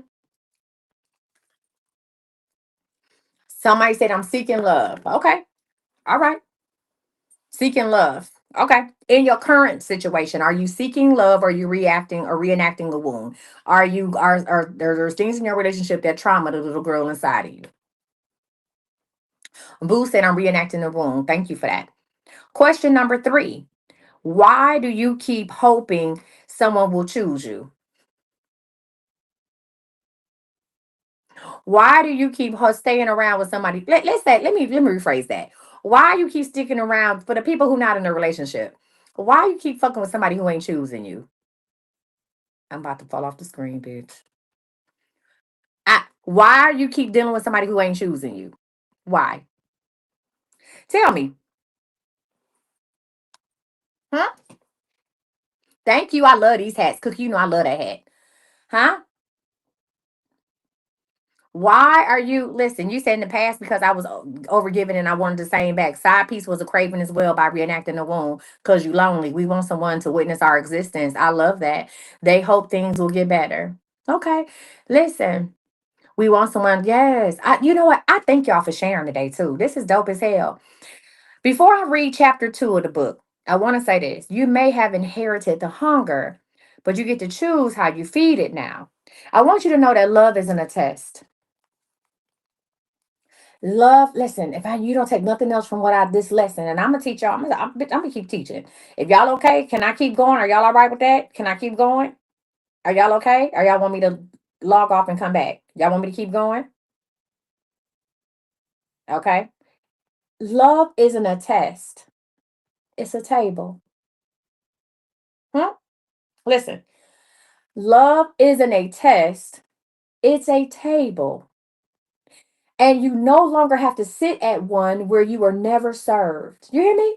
Love is not a test, it is a table. How long, if you go out to a restaurant right now, my God, it's about to get deep. Listen, if you, where am I? Girl, let me, I got the phrase, let me spray my black magic mist. Hold on, because, baby, let me spray this black magic mist. Hold on. Now, if y'all know the other part of Coach Misty, then y'all know I'm my black magic miss. Hold on, cause baby, listen. You said you getting so emotional. I have a question. If you went to a restaurant, right? How long you gonna sit at a restaurant before you get up and leave? How long are you going to sit up at a restaurant? How long are you gonna stay at a restaurant before they come and serve you? How long is enough? How long is too long? Are you going if you go into a restaurant and most of the tables are empty, and ain't that many people in the restaurant? How long are you gonna sit there before without nobody coming to take your order? Most of y'all gonna give it 10, 15 minutes. What you gonna do? You're gonna go and say, oh, I need, can somebody, you gonna go find help. Hey, can somebody come over here? Ain't nobody took my order. Huh? You gonna sit there for 10 minutes. Most of the time, by 10, 15 minutes, y'all gonna get a member like, you know what? This ain't for me. I'm about to go to a restaurant that's willing to serve me. The service here sucks. The service here sucks. The service here sucks. That's what you're going to say. The service here sucks. So my question is, if you would give a restaurant 10 minutes, how the fuck you giving these niggas 10 years? Where's my fucking button at, bitch? Where is my motherfucking mirror? Shit, he sleep. Huh? If you wouldn't give a restaurant 10 minutes to feed you, how the fuck you giving these niggas 10 years? My God, Tiffany, I done broke my nail. I'm gonna be the first bitch at the nail shop. Huh? How? I'm gonna say this again. Love is not a test, it is a table, and you no longer have to sit at the one where you are never served. Huh? You don't have to do it. My God. Listen. Now, y'all say y'all wanted chapter two. If you have already gotten your book, go ahead and open up your ebook to chapter two. We're gonna go ahead and read. If you got questions or you want to talk about what we doing, just join the live. I'm here. My name is Coach Misty. God told me to coach to give y'all these classes for free. Starting today, all of 2026. So that's what we're gonna do. Okay? That's what we're gonna do.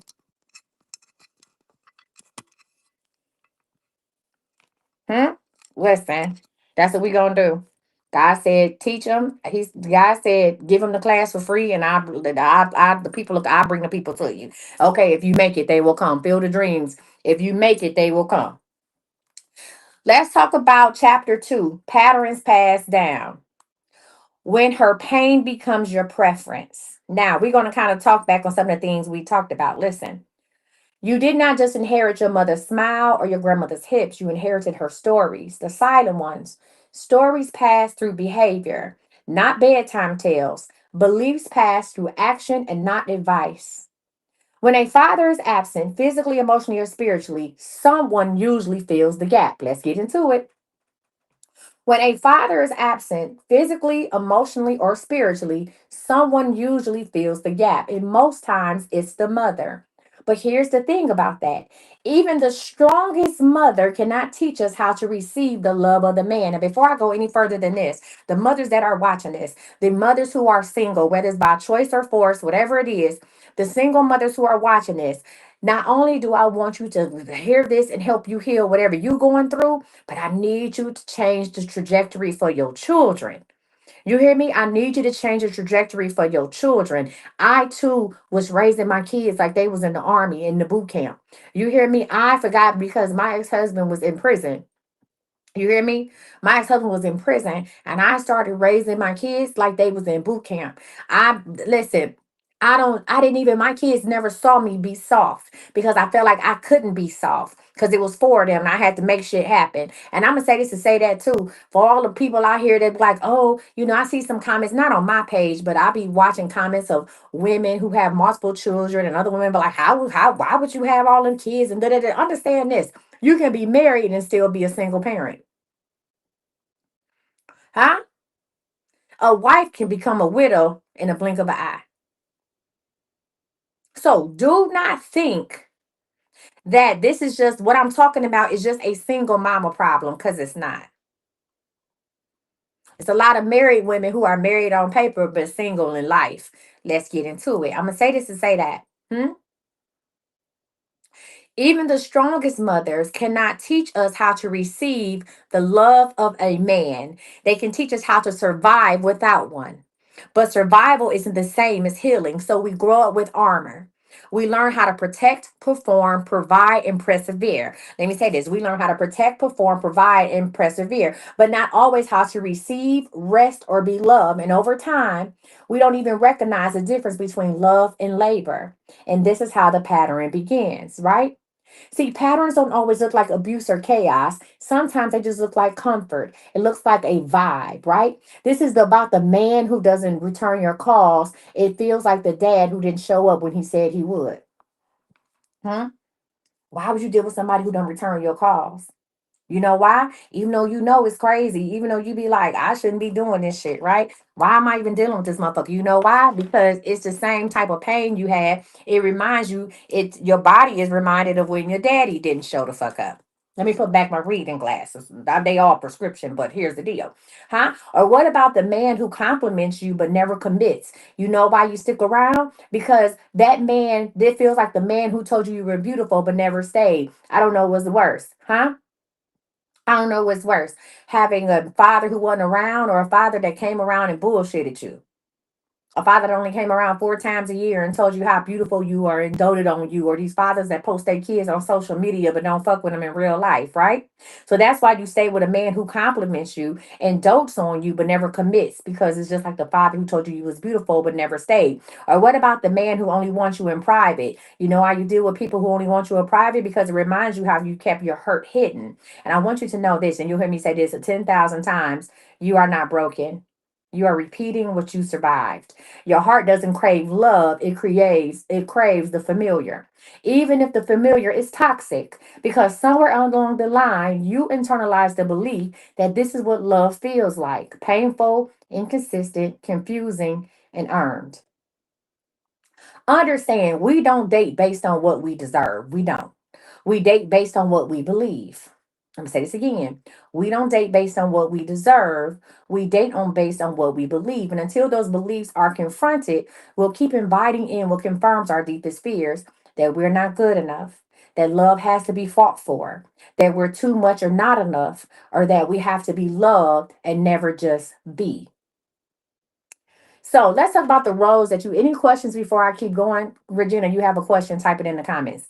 Any questions before I keep reading chapter 2? Any questions about what we talked about so far? Post them in the comments. Now is your time to shine, or join the live and talk to them. Any questions? Remember, everybody that gets an ebook will be in a drawing to get a free coaching session with me. No? All right. Here's the deal. Let's talk about the roles that we learned too early. If your father wasn't there to show you what protection looked like, you might have become the protector. If he never poured into you emotionally, you may have become the emotional supplier, giving, fixing, and rescuing men who never asked you how you were doing. So I'm giving y'all reasons to figure out this is why you're doing what you're doing.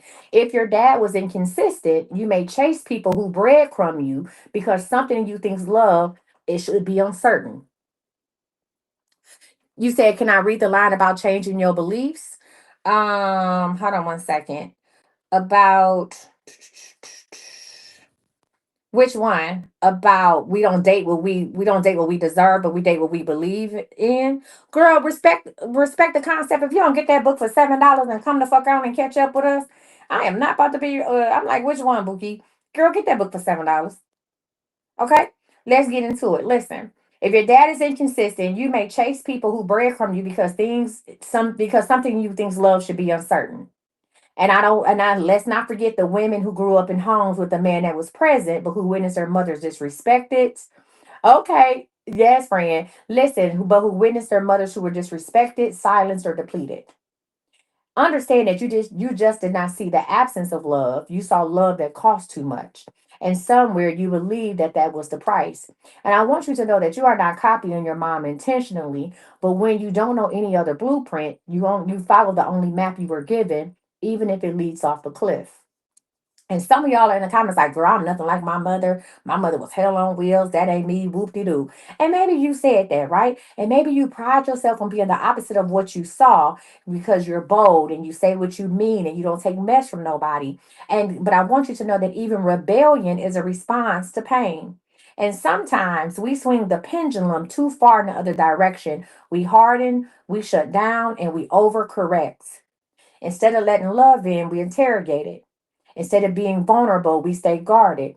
Instead of resting in our femininity, we take on every role. How many of y'all take on every role and resent everyone but not helping us?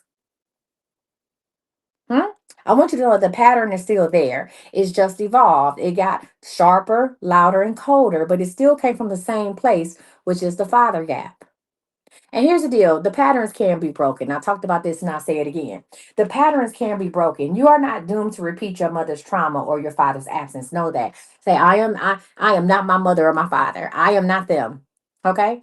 I am not them. You are not doomed to repeat your mother's trauma or your father's absence. Awareness is the first form of healing. That's why I asked you the questions. That's why I have you answer the questions in the comments, right? Awareness is the first form of healing. And when you see the pattern, you get to choose differently. Huh? When you see the pattern, you get to choose differently. You get to challenge your definition of love. You get to rewire your nervous system to recognize safety instead of chaos. You get to learn how to receive without over functioning. You get to say, this isn't love, this is just what I'm used to. You get to interrupt the cycle, not just for you, but for every woman watching you, including that little girl still inside of you. And once you have the book, go ahead and answer the 5 questions in your journal, right? The journal prompts at the end of chapter 2, right? Go ahead and do that. Now, I'm not going to read chapter 3, which is the good girl milk. I would say that for later, but I am going to go ahead and give y'all one more lesson from week 1, which is the cost of being unchosen. After this, I'm gonna hang up on myself. I am going to do this. This is the cost of being unchosen. Hmm? Y'all ready? Let's go ahead and do lesson 3, which is how father's absence shapes your worth and your love life.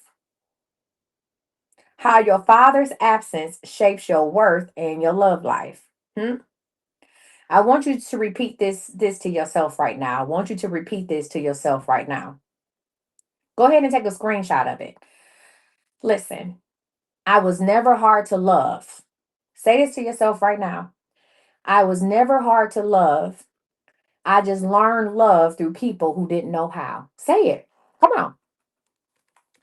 I was never hard to love. I just learned love from people who didn't know how. Hmm? I'm going to say it for y'all again. I was never hard to love. I just learned love from people who didn't know how.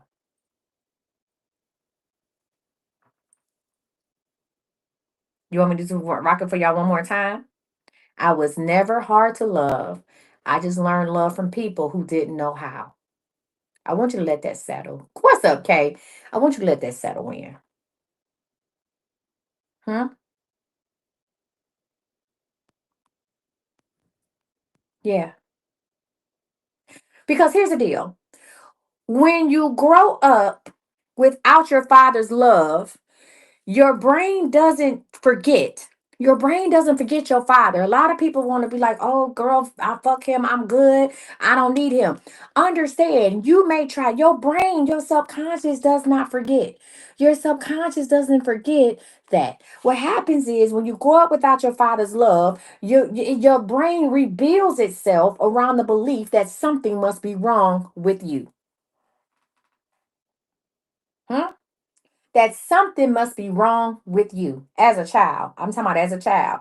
Your brain rewires itself that says something may be wrong with you. I saw a lady in the comments earlier. She said, "No, my father went over there with his light skinned twins," which leads me to believe. And man, if you still watching, feel free to join the live. Come talk to me or correct me in the live if I'm wrong. When you said, "Oh no, my father, he went straight over there to his light skinned twins," that made you believe that your father did not love you because of your skin color or your skin tone, right? And everybody should be proud of who they are. You know, black is beautiful when it comes in many other shades. But if you feel like that, if you feel like that, you may have some feelings. Yeah, colorism. You might have some feelings about that, or that made you feel less than because you didn't look like them. And I promise you that has carried into your adult. You know how I know it carried into your adult life? Because you said it tonight. That came up tonight. That came up tonight. Let's talk about the root of worthlessness. The root, listen, the root of worthlessness. Now I know, listen, y'all been sending me gifts, but listen, y'all love what we got going on. Drop one for your girl. Let's talk about the root of worthlessness. You ready? Let's go. A father's love is supposed to be your first mirror. Hmm? Your a father's love is supposed to be your first mirror. So when your father says you're beautiful, valuable, worth protecting, that becomes your emotional foundation. Huh? I'm gonna say this again. Your father, listen, your father's love is supposed to be your first mirror of how you see yourself. So if your father says you're beautiful, valuable, worth protecting, right? That becomes your emotional foundation. You will accept nothing left. But when he's absent, whether that's physically or emotionally, you are left to answer the question yourself: am I worth loving? When your daddy ain't there, you have to ask yourself at 7, 8, 9, 10 years old, am I worth loving? Hmm? And without guidance, your answers become distorted, right? So now is, well, maybe if I do more, he'll come back. A lot of women play sports to hearing, oh, your father played basketball, or I'm gonna go play basketball. I'm gonna go to the same high school my daddy went to, and I'm gonna go play basketball, and hopefully he'll show up. Oh man, your father was the beast at track, well, I'm gonna run track. Or maybe your father was more interested in your brothers who played sports, and then you picked up sports just trying to get his attention and get his love, right? Or maybe if I stop crying, they will stay, right? It shows up like that. Well, maybe if I stop crying, then people will stay. Or maybe love is earned and not given. Now, maybe if I stop crying, they'll stay. A lot of women hold in what they want to talk about emotionally in their relationships because they feel like, well, if I bring this up to him and he gets mad and leave, I would rather live in hell and to go through torment than really address this and take the chance of him leaving because I'm expressing myself. So I'm gonna go ahead and push that inside. Hmm? And here's the deal. These thoughts don't die with childhood. They evolve into how you date. Here, let me give you listen, let me give you an example. When I was 16 years old, my stepdad gave me a ring for my 16th birthday. On my 16th birthday, my stepdad gave me a 1 carat diamond ring. And I was like, I'm 16. I was like, damn, I'm thinking to myself, like, you ain't got no car. My stepdad gave me a 1 carat diamond ring. Now, you know why he gave me that 1 carat diamond ring? He said, I'm giving you this 1 carat diamond ring at 16 so that you won't accept nothing less from no other man. He said, if a man comes to you with a ring to put a ring on your hand at 16, he gave me a 1 carat ring, diamond ring for my birthday. He said, can't no other man come into your life with nothing less than a 1 carat diamond ring because your father has already given it to you. Now, this is my stepdad, my bonus dad. Huh? He said, I've already given you a carrot. You already have a carrot. I want you to wear your ring. You can wear it on whatever finger you want to wear it on. But I want the young men that come into your life. He understood that I was coming of age. You know what I'm saying? The young men that come into your life, they will see this ring and you will say, you got to do better than my daddy did. In order to impress me, I already got a carrot. What you got? Now, here's the deal. Yes, I had a bonus dad that loves me to this day, loves my children, loves my children's children. But listen, my bonus dad was overcompensating for the love of my father who wasn't there. Guess what? I still had daddy issues. No matter what this man did, I still had daddy issues because if you was with me at the beginning of my life, I was still that 5-year-old girl waiting on the porch for her father to show up who never did. You hear me? So that meant that the men in my life moving forward, I was used to people spoiling me, my mother and my father. I was used to people spoiling me, right? But it's nothing you ever did was enough for me, right? It didn't matter if you came with 2, 3, 4 carries. It wasn't enough because the thing that I actually wanted was priceless, and that was my father's attention. The thing I actually wanted was priceless, and that was my daddy's attention. But I learned from my bonus dad and my mother to appreciate a lot of financial stuff. I learned to appreciate the financial aspect of relationships. You understand what I'm saying? From that. Right? That's we if you just joined in, welcome to Daddy's Little Girls. I'm giving, this is free classes I'm holding. Go ahead and get your ebook. Everybody that purchases an ebook will be involved in a drawing to get a free coaching from me. I also offer private coaching. If you're interested in that, go ahead and send me an inbox. We'll go from there. Let's talk about how the absence of your father shapes your dating life. Okay? Let's get into it. If your father never showed up for you consistently, I'm gonna tell you how it shows up in your relationships. You ready? So, number one, you settle for attention over true connection. Huh? If your father wasn't around, you are going to settle for attention over true connection. Number two, you confuse chemistry with chaos. Huh? Chemistry with chaos. Baby, we be going through it. Baby, we be going through it, but my man, my man, my man, at the end of the day, that's my man. And baby, we might fight like cats and dogs, but he loves me. You confuse chemistry with chaos. Huh? He don't play about me. Confusion with chaos. Huh? Confusion with chaos. Number three, you tolerate emotional neglect because at least it's not silence. You tolerate someone being in the same room with you, but not talking to you. You say, well, at least he at home. You are living with somebody, married to somebody, and y'all are passing each other like ships in the night, but you settle for it because at least he's still there. Number four, you fear abandonment so much that you abandon yourself to avoid being left. Hmm?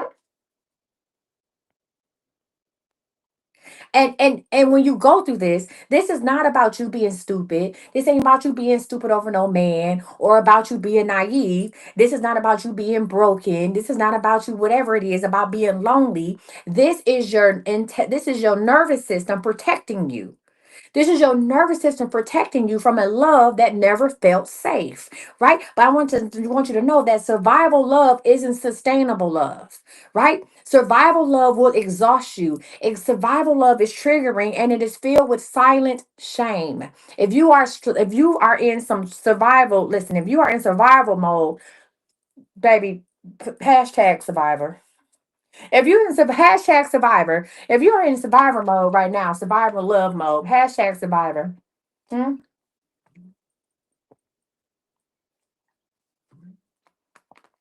Survival love isn't sustainable. Huh? Now, listen, I really didn't get y'all too much today, but let me say this. Let's talk about how how performing hashtag survivor. Okay, I only got two survivors in the room. Okay, right. Performing to be chosen. Come on, Beyonce. Performing to be chosen. Baby, some of y'all put on a better show than Beyonce. Performing to be chosen. A lot of women raised without fathers grow up performing in love. Huh? You a performer, Alicia Keys. You's a performer. Huh? Okay. You a performer. You are overgiving. You overgive. You overexplain. You overshare, and you overextend. Hmm? When you grow up without your father, you overgive. You overexplain. You overshare, and you overextend. Yeah. You know why? Because deep down, you think that if you do enough, somebody will finally stay. Deep down, if I do enough, if I prove enough, you may not say it to yourself, it may not come out your mouth. But if you give what you don't have, if you are listening to me right now and you have nothing left, your cup been on empty. Listen, your cup so dry and it started cracking. You running on fumes. If you listening to me right now, you are overgiving. If you can't tell somebody no and let that be that, you are over explaining. If you always got to tell somebody a story about yourself, or you got to trauma bonding, you trauma bonding with story time. Somebody tell you something, you got to tell them something. If you that person at work that always want to tell your business too quick, bitch, you oversharing. Okay. If you get a man and you want to sit up here and tell him all the shit that happened to you in your life, you oversharing. You trying to help this nigga stay. And then overextending. You giving out shit you ain't got. I overextend myself with my time. I overextend myself. Huh? You supposed to be motherfucking sleeping. You going and doing stuff for people, overextending yourself. Right? You know why? Because you don't think you enough. You say you be oversharing. You don't think you enough. And this is the trauma of being unchosen. And let me say this. It's okay to tell a story with somebody else. Listen, don't tell no story if there's no glory. Listen, it's okay to tell a story if there's glory behind it. It's okay to tell a story if the ending has glory. Stop telling stories with no glory. When you tell stories with no glory, you trauma bonded. If both of y'all sitting up and talking about a raggedy ass nigga and ain't nobody learned a lesson, ain't nobody got no helpful hints, no tips, can't nobody say, but girl, I healed from that, trauma bonding. Hmm? Listen, this is that's part of the trauma of being unchosen. Huh? It makes you audition for a role you were already born to play. Hmm? Hmm? Let's get into the listen, let's get into the self-abandonment cycle. Hmm? When you lack affirmation as a child, you chase it as a woman, even if it hurts you. Listen, when you lack affirmation as a child, you chase it as a woman, even if it hurts you. You know what you say? He ain't that bad. Well, at least he trying. At least he trying, girl. Or maybe it's me, right? So you shrink your needs. You ignore the red flags. You tolerate crumbs because a starving heart. You tolerate crumbs because a starving heart will eat anything that looks like love. A starving heart will eat anything that looks like love. And here's the deal, every time you abandon your own voice to keep someone else, you recreate the original wound. You like that? You auditioning for a role that you was already chosen for? Yeah. Hmm? Every time you abandon your own voice to keep someone else, you recreate the original wound. And I want to tell you today that you deserve better.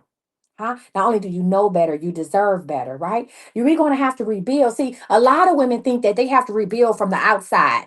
Huh? Baby, I got to lose weight, grow my hair out, clear up my skin, get my teeth done. A lot of us rebuild on the outside. Our inside is still fucked up. Why do you think you see these people who are quote unquote baddies? Why do you see these people who you think who are quote unquote baddies out here and they still single? You're like, damn, baby, she look good.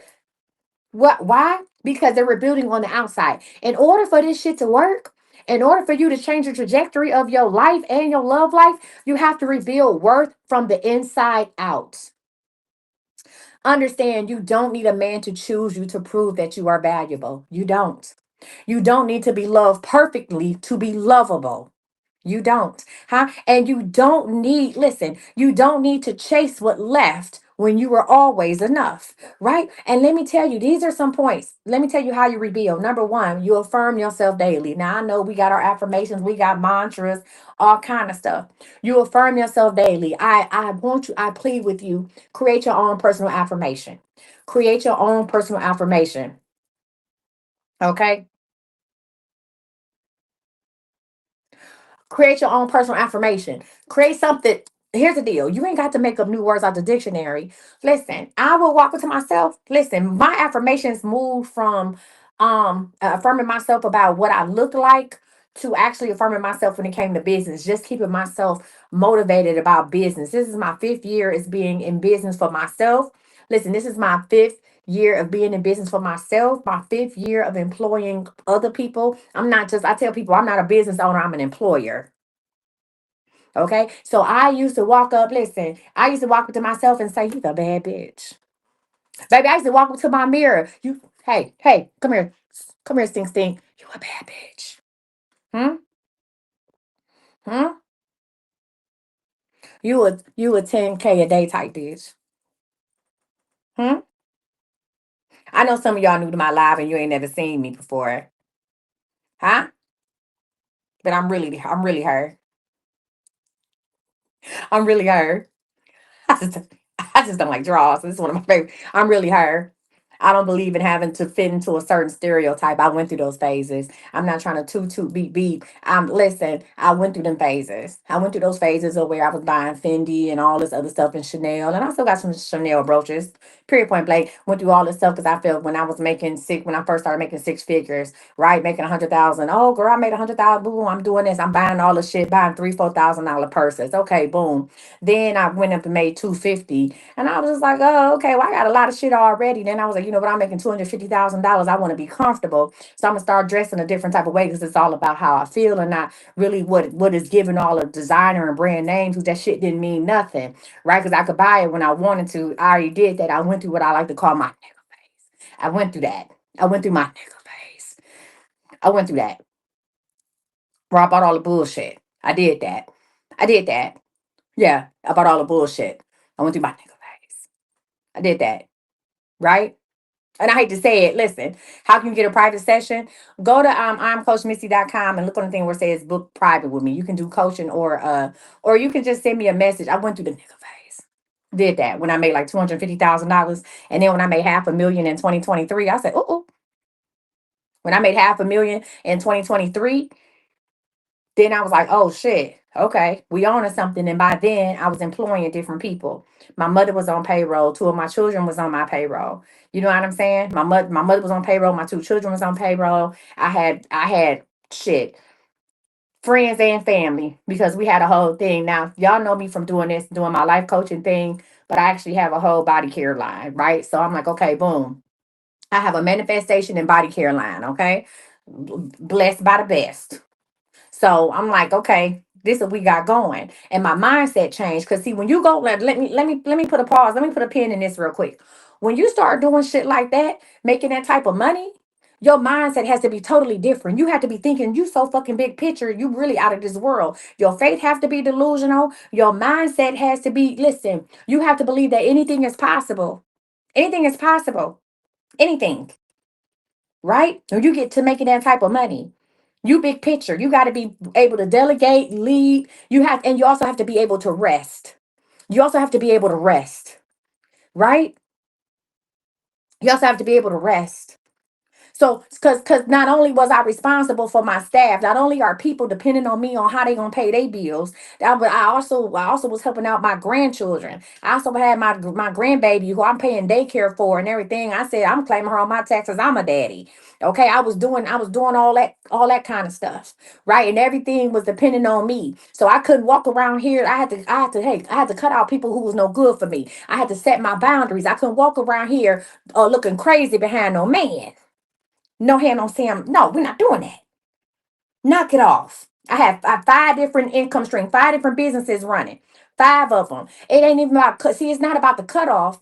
It's about the release. See, we got to stop cutting people off. We got to release them. See, I love you enough to let you go.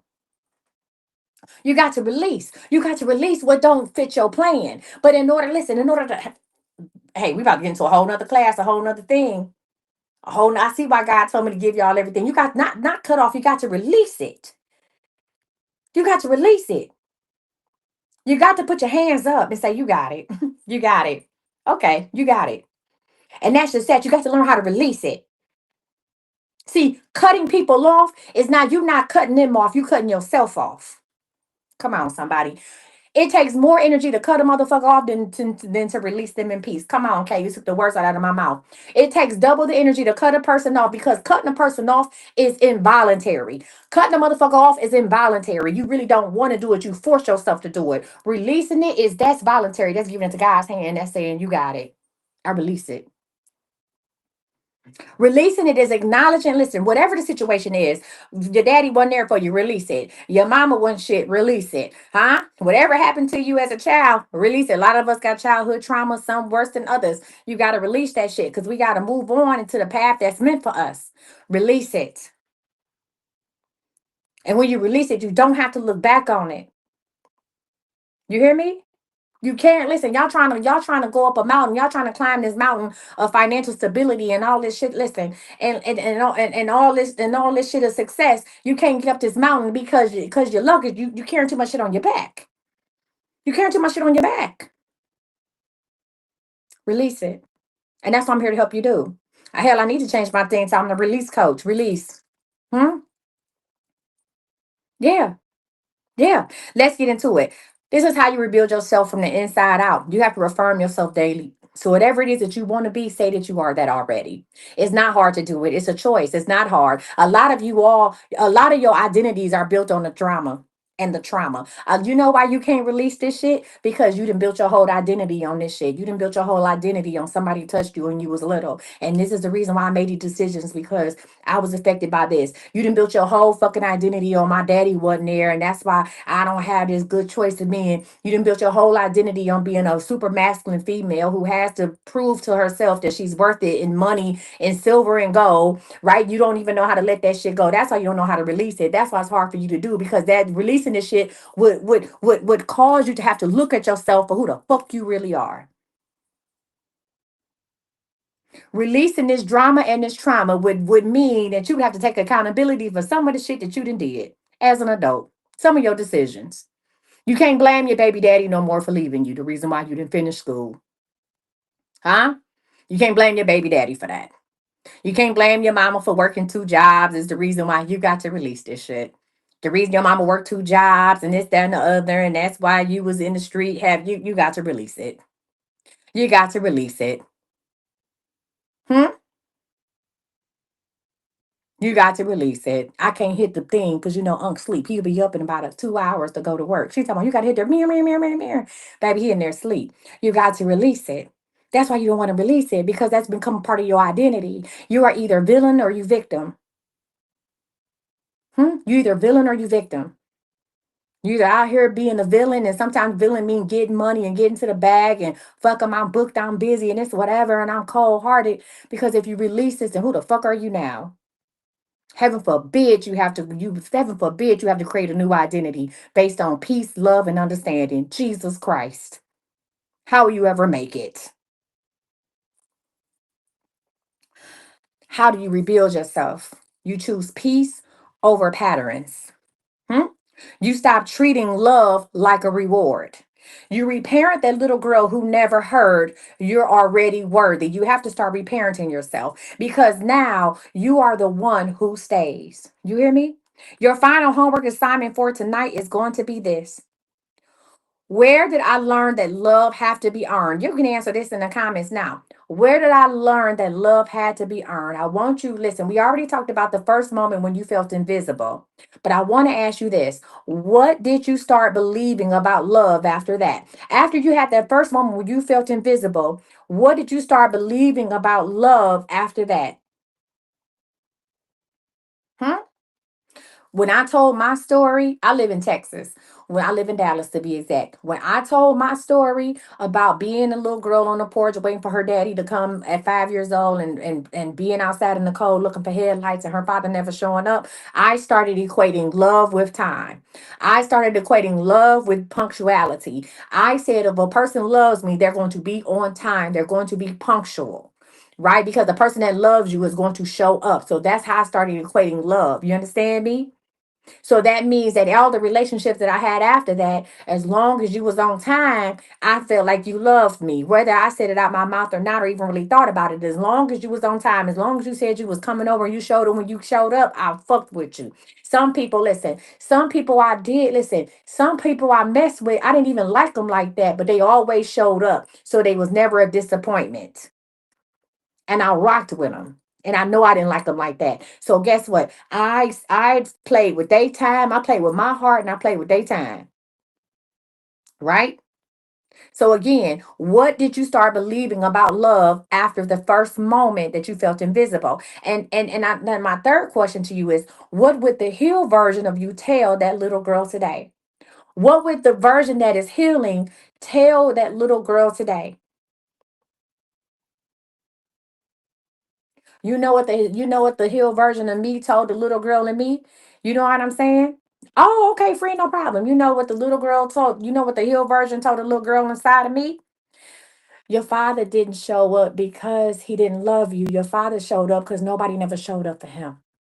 Your father did not show up because he did not love you. It's not that he didn't care about you or you weren't lovable. You were not the problem. Nobody never showed up for him. The pattern was repeating, and I just happened to be a casualty in that. Nobody never showed up for him. But see, I had to start the healing process to allow myself to release the hurt of that little girl, release that little girl. I had to go inside of myself and tell that little girl it's okay to come off the porch. Because see, that little girl had been still been waiting on that porch. See, that little girl had been married a time or two. That little girl been married a time or two. That little girl done had all kind of boyfriends, engagements, all kind of stuff, and she's still waiting on the porch. That little girl was still waiting on that certain car to ride past. All these other cars and came. They done stopped in the yard. They done brought her stuff. They done honked the horn. They didn't acknowledge her, but it wasn't the right car. See, the men, and I'm not saying that everything that I have has led me up to where I am now, and I'm grateful for that. But understand that there was a lot of good ones along the way. A lot of good ones. See, they wasn't in the right car. They weren't coming down the right street.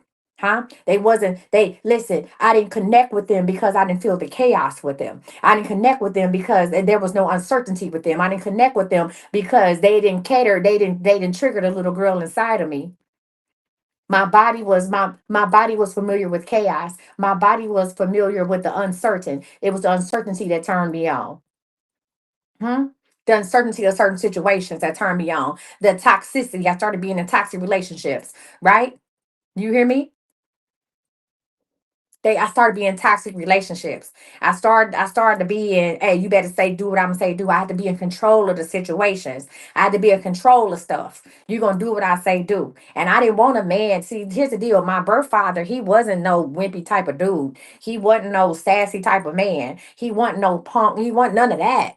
My birth father was it's all, he's a masculine man. So what I did is I started dealing with masculine men, and because as a child I couldn't control what was going on with me and my father, I couldn't control how he loved me. I started taking control in my relationships. I started to emasculate men.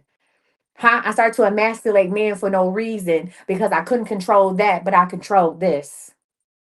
And I was determined not to let another person walk off and leave me. If somebody was going to be doing the walking, it was going to be me. Y'all still here? Y'all still with me or not? Hmm? Hmm? Y'all still with me or not? Hmm? Listen, I want you to know this. You do not have to perform to be loved. You do not have to perform to be loved. You exist and you are enough. Hmm? You no longer have to abandon yourself to avoid, listen, you no longer have to abandon yourself to avoid being abandoned. You don't have to give up how you feel. You don't have to push your feelings to the side in order for a person to stay. You don't have to abandon yourself to avoid being abandoned. See, if you don't tell people how you feel, you've abandoned yourself. Abandonment is going to happen either way.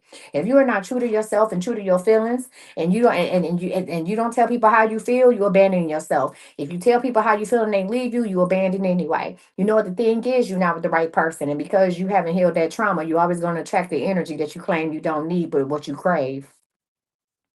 And I want you to know that you are not single because you're hard to love. You're not single because the last man told you was difficult. You are just healing. You are in the healing process. And some people's healing look different. And once you realize that you have started, once you determine that, hey, I've started my healing process and this is what this looks like, then God will send the right people. God has already sent the right people along anyway. You just didn't recognize it because you didn't say, listen, because you didn't say I was healing. So God had already sent your tribe to you. Your tribe been around you, but you didn't want to accept the help. Hmm? I want you to apologize to the little girl.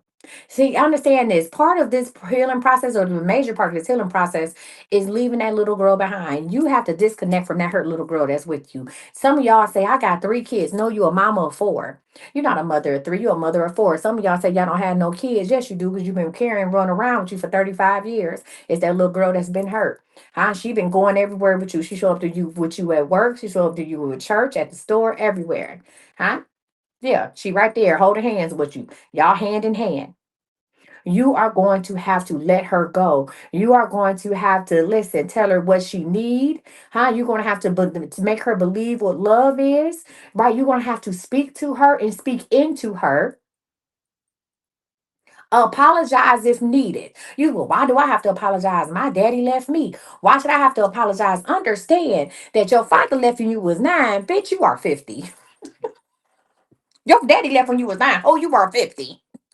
The shit you've been doing since 21, that's on you. Huh? That's on you. Apologize. That's on you. Huh?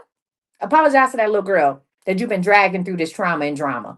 Apologize to her. Right?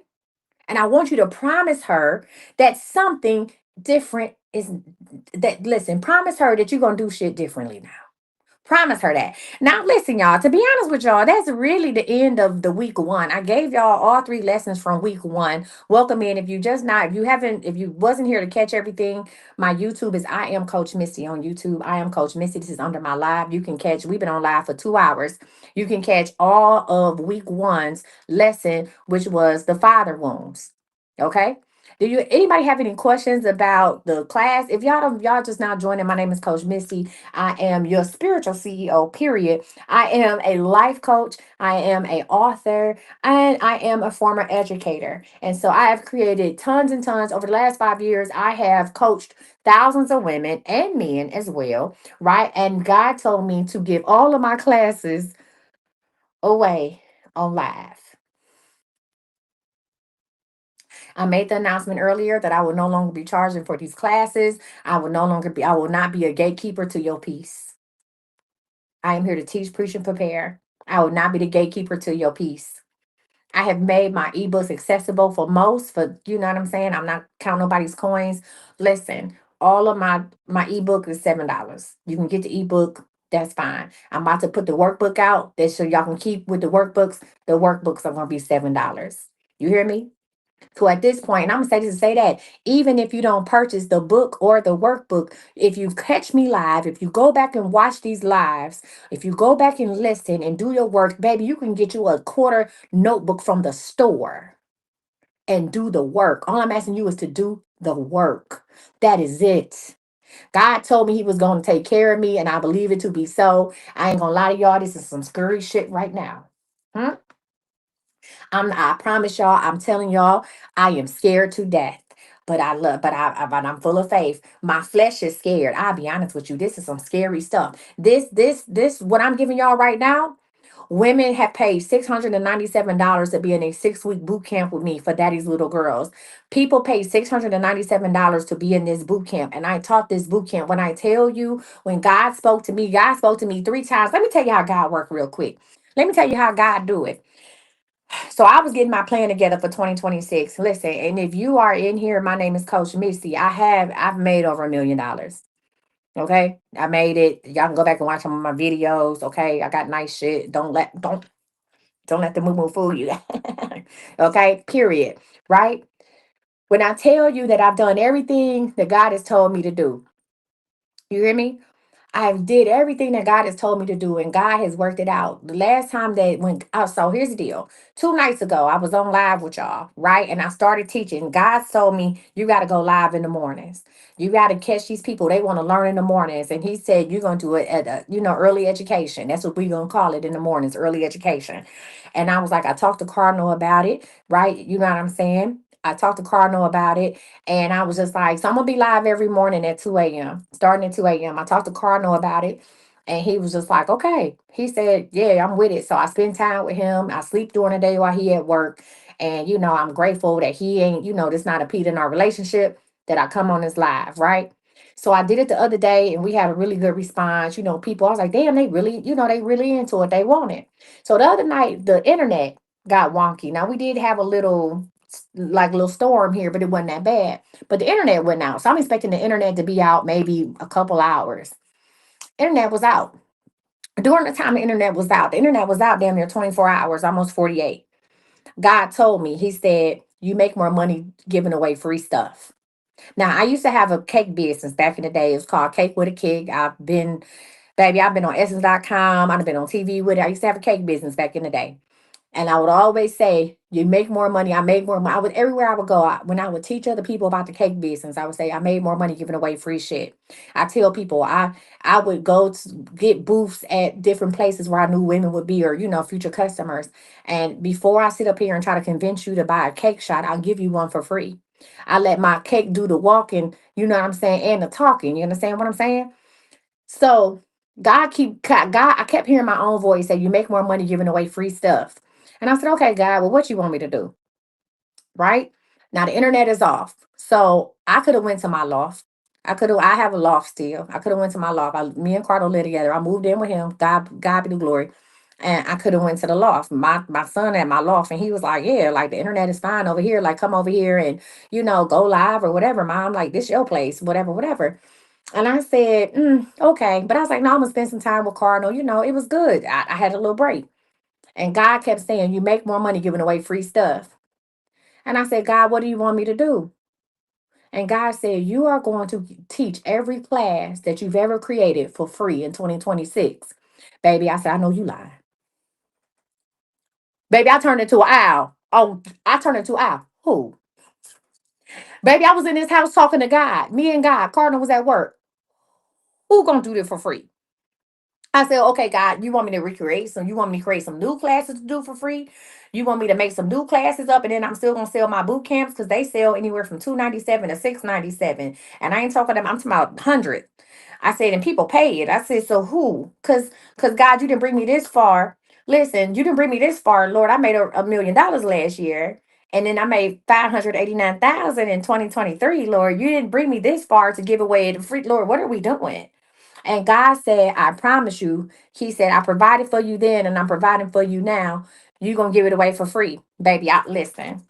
God had told me, get your notebook and figure it out. Who? Baby, listen, I went to sleep. I woke back up. I said, maybe I'm hungry. I, right hand of God, right hand of God. I went to sleep. I woke back up. I said, you know what? I ain't had nothing to eat. That's the problem. You ain't had nothing to eat. Bitch, you delirious. Because God didn't tell you to give away all your classes for free. So I'm going to go get me something to eat. Y'all, I got in the car and I went and got something to eat. Because God ain't said that. I said, Lord, let me get up. Matter of fact, when I was getting dressed, I ate half a Hershey bar just to get the engine running. I said, Lord, you ain't that ain't what you said. Maybe you told me to do some mini classes. And God said, okay. Girl, I went and got something to eat. God said, make more money giving away free stuff. What? So here's the deal. So boom. I discussed it with Kai. I discussed it. Listen, I discussed it with Kai. I discussed it with Cardinal. I said, okay. I said, well, I guess I'm sitting up here. Now here's it. Now let me tell you how God ain't gonna play with you. I went on live a couple hours ago, around 10 p.m. I went on live to do my spiritual readings, right? I'm an intuitive, I be knowing. So I went on live, right? When I tell you that God kept restricting my life. I had another little form up showing, hey, you want to do a 2026 love reading forecast, whatever. Right? I had my little thing up just like you see daddy's little girls, and I had the same little sticker up. And when I tell you God will restrict the live, my live get restricted every time. I started that live at least twice. I said, you know what? I said they keep restricting me. As soon as I get up to like 50 people watching, boom, I get restricted. And I was just like, this is crazy. They ain't gonna show me on the For You page, right? I'm like, that's wild work. And I'm not used to that. I normally average anywhere between 4 to 6,000 people on a low night that come through my live. I was like, nah, we're not doing that. So finally at 2:55 a.m., I said, you know what, Lord? Okay. God said, not only are you going to give it away for free, you're gonna start tonight. I said, Lord, I thought we was gonna do this January 1, Jesus. You said for 2026. No, God didn't tell me to cut out the readings. So here's the let me say that. The readings are not demonic. If you look into the Bible, you can call me an oracle, you can call me whatever. I don't use any cards and I be knowing. I make spiritual products. When I say God talk to me and I talk back, well, you hear Cosmo, you might want to go back and watch some of my things, right? So if I was in a church, they would call me a prophet, prophetic, but no, she be knowing, like, no. I didn't make $1 million off of tarot cards. Okay. So if you want to talk about it, then I would be a prophetess. So no, there's no readings. I'm not sitting up here with a crystal ball. I be knowing. I done told people about life and death coming, kept them out of danger, out of harm's way, literally. Okay, that's how that girl look. That's the girl be knowing. But listen, right? It's the insight is from God. I'm not sitting up here. Call me now, no ma'am. I thank you. I'm a seer. So if you're talking to the Bible, you got prophets and seer. I'm a seer. But I wasn't trying to see this. Look, I wasn't trying to see this shit. Listen, I wasn't trying to see this. I was I was winking and blinking. God, what else you got? So God said, you're gonna start tonight. What? When I promise you, I cut the live off. I told the people, I said, give me 5 minutes. When I come back, we're gonna go ahead and start with these free classes. I said, give me 5 minutes. I came back. We've been on this live for 2 hours. No problems, no issues, no concerns. God said, do what I asked you to do, and I'll bring the people to you. Don't worry about it. We had not near pie. Ain't gonna have no problems as long as you're doing what God tell you to do. That's crazy work, baby. I said, Lord, I thought you said January 1, because it ain't even December 1, Lord. It ain't even Black Friday, Jesus. Huh? That's right. Obedience equals abundance. You said at least you honest, because that would have been me. Like, God, you so funny. Listen, one thing I know for sure, I know how God has showed up in my life. Listen, when God told me to share my gift of seeing, right, with the world, right? When God told me to do that, listen, I didn't want to do it. God said, I got something for you. God let one of my other businesses come to a halt. God put me between a rock and a hard place. He said, you either going to show up or show out. This was back in June of 2022. God said, you're going to show up or show out. God, I had a thriving business. I was a plus size personal trainer, right? A thriving business. I was teaching classes with the city of Dallas. I was doing, thank you, friend. I had clients online, but all the clients I had paid up for the year. And when I realized that this was in June of 2022, that everything, like the payments had stopped because everybody was paid up for the year, and who really gonna work out in the summertime? So God told me one day, I was sitting in my loft. I said, God, you did not bring me this far to let me, I done quit my $100,000 job to do what you told me to do, and now everything is at a standstill. Like, Lord, I gotta go back to work. Like, how is this going? Well, luckily at the time I was living within my means, right? So, Lord, if you want me to go back to work, I could go back to work as a school teacher, or I could go back to work as an insurance agent. I got all my certifications, so everything was intact. I said, Lord, do what you need to do, right? So God said, show the people what you can do. I said, nah, I was at home by myself. Nah, Lord, what else you got? You want me to drive Uber? I can drive Uber. God said, I've given you this gift since you was 5 years old. Show the world what you can do. I don't want to do that. What else you got? So God said, okay. So one day I said, you know what? I saw a lady. Do I have that book here? I don't think I do. It was called The Book of Answers. It's a book I saw a woman doing on TikTok one day. She called, she said she was a psychic or a reader or whatever. And it was a book of answers, and people would ask her questions, and she would open up the book of answers and read the answers. So I was like, you know what? I'm gonna go ahead and get the book of answers. So I did. Now, if you're watching this and y'all was one of them people that was rocking with me back in June, you know what I'm saying? Listen, so I bought the book of answers, right? Still trying to circumvent what God told me to do, right? I'm trying to circumvent what he said. I'm trying to do it, but do it how it makes me feel comfortable. So I got the book of answers. And one night, people would always join into my lives for my story times. Because like I tell y'all, I write books, right? I write messy books, all kind of books, right? So I write books. So people always want to come in for my story time and, listen to me talk the books or whatever the case may be. You was one of the first ones, Crystal. So one night I said, hey, Crystal, you was there that night back in 2002? I mean, 2022. So I said, you know what, y'all, let's do the book of answers. So I'm like, y'all can ask me questions. Y'all ain't have no Cash App set up, no nothing, no website for this or nothing. I said, y'all ask me questions. So people was asking me questions. Oh, you was there too. Remember, okay, so these are people in the comments that was there. Now, if y'all I'm lying, y'all tell the people. If I'm lying, y'all can tell them I'm lying. So people started asking me questions in the comments. We just having fun, and I'm opening up the book, and I would read something funny. I would close the book, and then God would tell me to tell them something. Like, it would just come out my mouth. And so we all laughing, having a good time. So people asking questions, and I'm opening up the book and reading it. There was one lady in my live. She asked about her boyfriend. The book of answers said something funny like, "Oh, go to sleep, take a nap, blah blah blah." I closed the book and I said, "And don't try to eat no ice cream because you know you lactose intolerant." And we just laughing, giggle, giggle, giggle, ha ha ha ha ha. Until she was in a comment, she said, "Wait a minute, how do you know I'm lactose intolerant?" I saw the comment, but I ignored it because I already knew what was happening. So then another lady asked a question. She said, "Is my son gonna be okay?" That's all she said. I opened up the book of answers. It said something to her. It was something funny. Really had nothing to do with what was going on with her son. All she said is my son gonna be okay?" I closed the book. I said, "Girl, he gonna be fine. He just got to do 3 months. He'll be out in 90 days." She was in the comments, and I could picture her at home typing this. She said, "Wait a minute. I never told you my son was facing jail time. I didn't even tell you how old my son was." She said, "Oh, you know for real." So when that lady was in the comments, so between her and the lactose intolerant lady, they started putting comments. The live went crazy.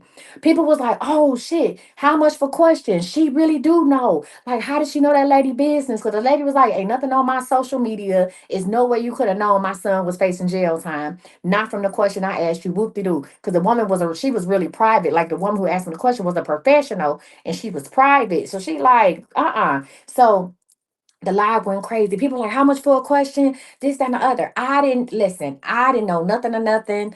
I didn't know how much to charge. I didn't even know how to put stuff up on the screen to tell people or the cash app or nothing. So I just started answering questions. So I was like, it was crazy. It was overwhelming. So I just started answering questions for free. And people was like, "Oh my gosh, she really do know."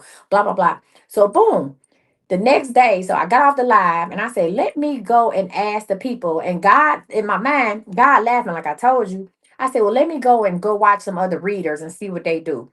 And I went in a couple people's lives and saw that they had their cash apps up or whatever, whatever. Make a long story short, listen, my where I thought that things was over and that my money had stopped and I was about to go back into the classroom to go work or about to go back to being an insurance agent for another company, God told me what to do and I made 10,000 in 10 days. I'm gonna say this again. I made $10,000 in days. That was in June of 2022. Matter of fact, I think it was the end of June of 2022. I made at the end of June, I made 10,000 in 10 days. I said, "Well, here we go." And then I started figuring out, I said, "Well, I done created all kind of other businesses. Let's get into it."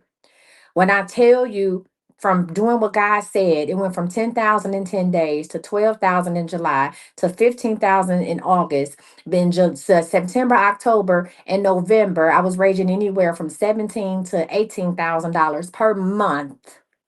And then in December, I had looked people dead in this. When I was on this live, I would look people dead in their face. And I told people, I said, "I'm going to make $500,000 in 2023, and I will make no less than $20,000 per month." I said no less. I said that in December of 2022. And I kept doing what God told me to do. My business was more structured now. I was taking private appointments, going on live, still doing questions for $10, $10, $10, $11, or whatever the case may be, right? Making this money, getting had all these clients, talking to them offline, things of that nature, right? Listen, when I tell you, you said so. Bridget, you said I always watch you on TikTok. You came across my YouTube tonight. I needed this reminder. I remember when this happened to you. Remember? So I look people dead in their face, and that's why I tell you, you got to be delusional. And I said I'm gonna make $500,000 next year. That's it. That's all. I said that's a minimum of $500,000 and nothing less than $20,000 per month moving forward, right? When I tell you, now mind you, I had already started writing out my plan. I had already started writing out my plan on the foundation on how to build this money from this business. What was working, what was working, the times I needed to go live. I started taking notes. I told y'all I write all kind of stuff. Now, I want y'all to know all the free classes I give y'all ain't gonna be about emotions. I'm also gonna walk y'all through my business bait boot camp for free. This is the workbook that goes to it. I'm gonna walk y'all through this at the beginning of the year, business bait boot camp. Okay, this is exactly what I use to build my empire. When I tell you on New Year's Eve of 2022, December 31st, 2022, or technically it was January 1 by then, I had went live and had a good time with y'all because I always go live on New Year's Eve and I bring, drop the ball with y'all, bring the new year in with everybody. I remember getting off the live, and it was myself, and it was just me and my son. He was home from college, my youngest son. And I said, well, let me go and look on my sales thing and see how much I made. And I never forget it. I had made $21,000 in December. Didn't even flinch about it. $21,000. It was so, listen, you say, where can you go to book a reading? Go to iamcoachmissy.com and you can book a private. Listen, it was so prolific to me that we got my tattoo. This is my tattoo for 21. I went and got this tattoo the next week. My son has the same tattoo behind his ear. Me and my son looked at each other. I said, oh my God, I have never seen $21,000 in 1 month at one time. Like I couldn't believe it. And I was like, I spoke it into existence. I said I was going to do it and I didn't let up off of it. I didn't give myself no other options. That's just what it is. And then again, let's fast forward to December 31st of 2023. As I was then sitting in my $700,000 three-story townhome, huh? In Highland Park. If you from Dallas, baby, you know about Highland Park. Listen, if you go right here, y'all, listen. Oh, y'all, somebody need to know this. If you click the link in my bio or screenshot this, it's gonna take you here. The first thing I want y'all to know is that you haven't purchased your ebooks, go ahead and get them here. If you haven't purchased your ebooks, click the first link. Also, I forgot this. I have 6 15-minute coaching, 6 15-minute coaching classes, 15-minute coaching things for only $74. I forgot about that. If you want to get coaching with me, this is one of my Black Friday specials. You can get 6 15 minutes or 3 30-minute coaching sessions for only $74, not per session, total. I forgot about that. Then, if you want to book a private call with me to get a reading or something like that, you go ahead and click on that to book a private call and get a reading with me, spiritual guidance, right? But listen, no, they don't get a free coaching session when they buy the book. They get entered into a drawing. K, tell me, you get a free coaching session. Anybody who buys the book every day, I pick a person to get a free to get a thank you Ash Cash to get a free we do a drawing for a free coaching session, but you can buy six of them, 6 15-minute sessions, and you don't have to be coaching the same thing every week. You don't, and you schedule them at whenever you want to. You don't have to be coached on the same thing, or you can get 2 30-minute sessions together. But listen, let me tell you this. When I tell you that 21, listen, and when that 21 grand hit in December, I never looked back. December 31st of 2023, I used to keep a listen for all my business owners. Whether you, I don't care if you saving, if you have a money goal, I need you to get something, a visual aid to help you see where you are every day. So that can give you motivation to keep going, or if you need to change the plan, you actually see it. I bought this thing off of Amazon. They was like, the money thermometer, like if they was doing like for charity or something, and I had it up in my house. And I told you I was gonna make over $500,000. When I tell you that I ended up making over $100,000 in the month of November, and then December I made $90,000, which is the reason why I ended up making $589,000 in 2023. I remember sitting there. I had the thermometer in my house, right, with the money. I remember sitting there with my son, my then ex, or my ex back then, my son, my ex, his uncle, or something like that. Like, and I think maybe Marsha would have been with us, or maybe she was at church. I don't know. But when I tell you, I remember going and listen, coloring the thing in. I said, "Oh my God!" Like I did, and here's the deal. I did what I was supposed to do. I wrote down what worked. I set a goal for myself. I budgeted out my money down to zero every month, and I did what I was supposed to do. I stuck to the plan. And I'm gonna say this to say that this ain't got nothing to do with daddy's little girls. To be honest, some of y'all might think I'm doing this to talk to you. I'm really talking myself through it. So I thank you for allowing me to do that. Y'all, I'm really speaking over myself because God had to remind me. Listen, God allowed me to tell you this. God allowed that to come out of my spirit and speak over y'all because I'm speaking over myself right now. I don't want to get emotional because God is telling me, as long as you stick to the script, as long as you stick to the plan, I got you. I got you. Y'all, I've been trying to do some things my way for a while. I've been trying to kind of maneuver and do some things when God, listen, when God's word, when God's voice has always guided me where I needed to go. So I don't know if that helped anybody. It might not even help y'all, but it helped me. And I just want to say that. Um, real quick. So this is what we're gonna do. I am going to, we stopped on we did all of week one. We did 3 lessons from Daddy's Little Girl. Right now, I want to know how many men do we have watching? How many men do we have watching? Because I want to, and I read from this one book because it helps men and women. But how many, if you are a male and you watching, just say me. If you are a male and you watching, just say me. You said you saw me do it. She said I needed that because I saw you do it. Yeah, I did that. That's the thing. One thing you said, I came in and just listened in the morning. Okay, is there any men watching? Because if so, I'm just going to read a chapter from No God, No Father, No God, but Still a King. This book actually helps. So we got all I needed was one man. That's it. I take it. Listen, this book I'm going to read from, which is also available on under the ebooks. Not only does it help men, right? Does I affirm and I recognize black and brown men, but it also helps my females. Listen, it also helps my females to understand why the men that they are with are doing some of the things that they are doing. So, if it's okay with y'all, if y'all would allow me, I would have liked to read a little bit from that. I don't have a lesson for it or anything like that. If that's okay with y'all, if not, we can move on or we can disconnect. Is that okay with y'all?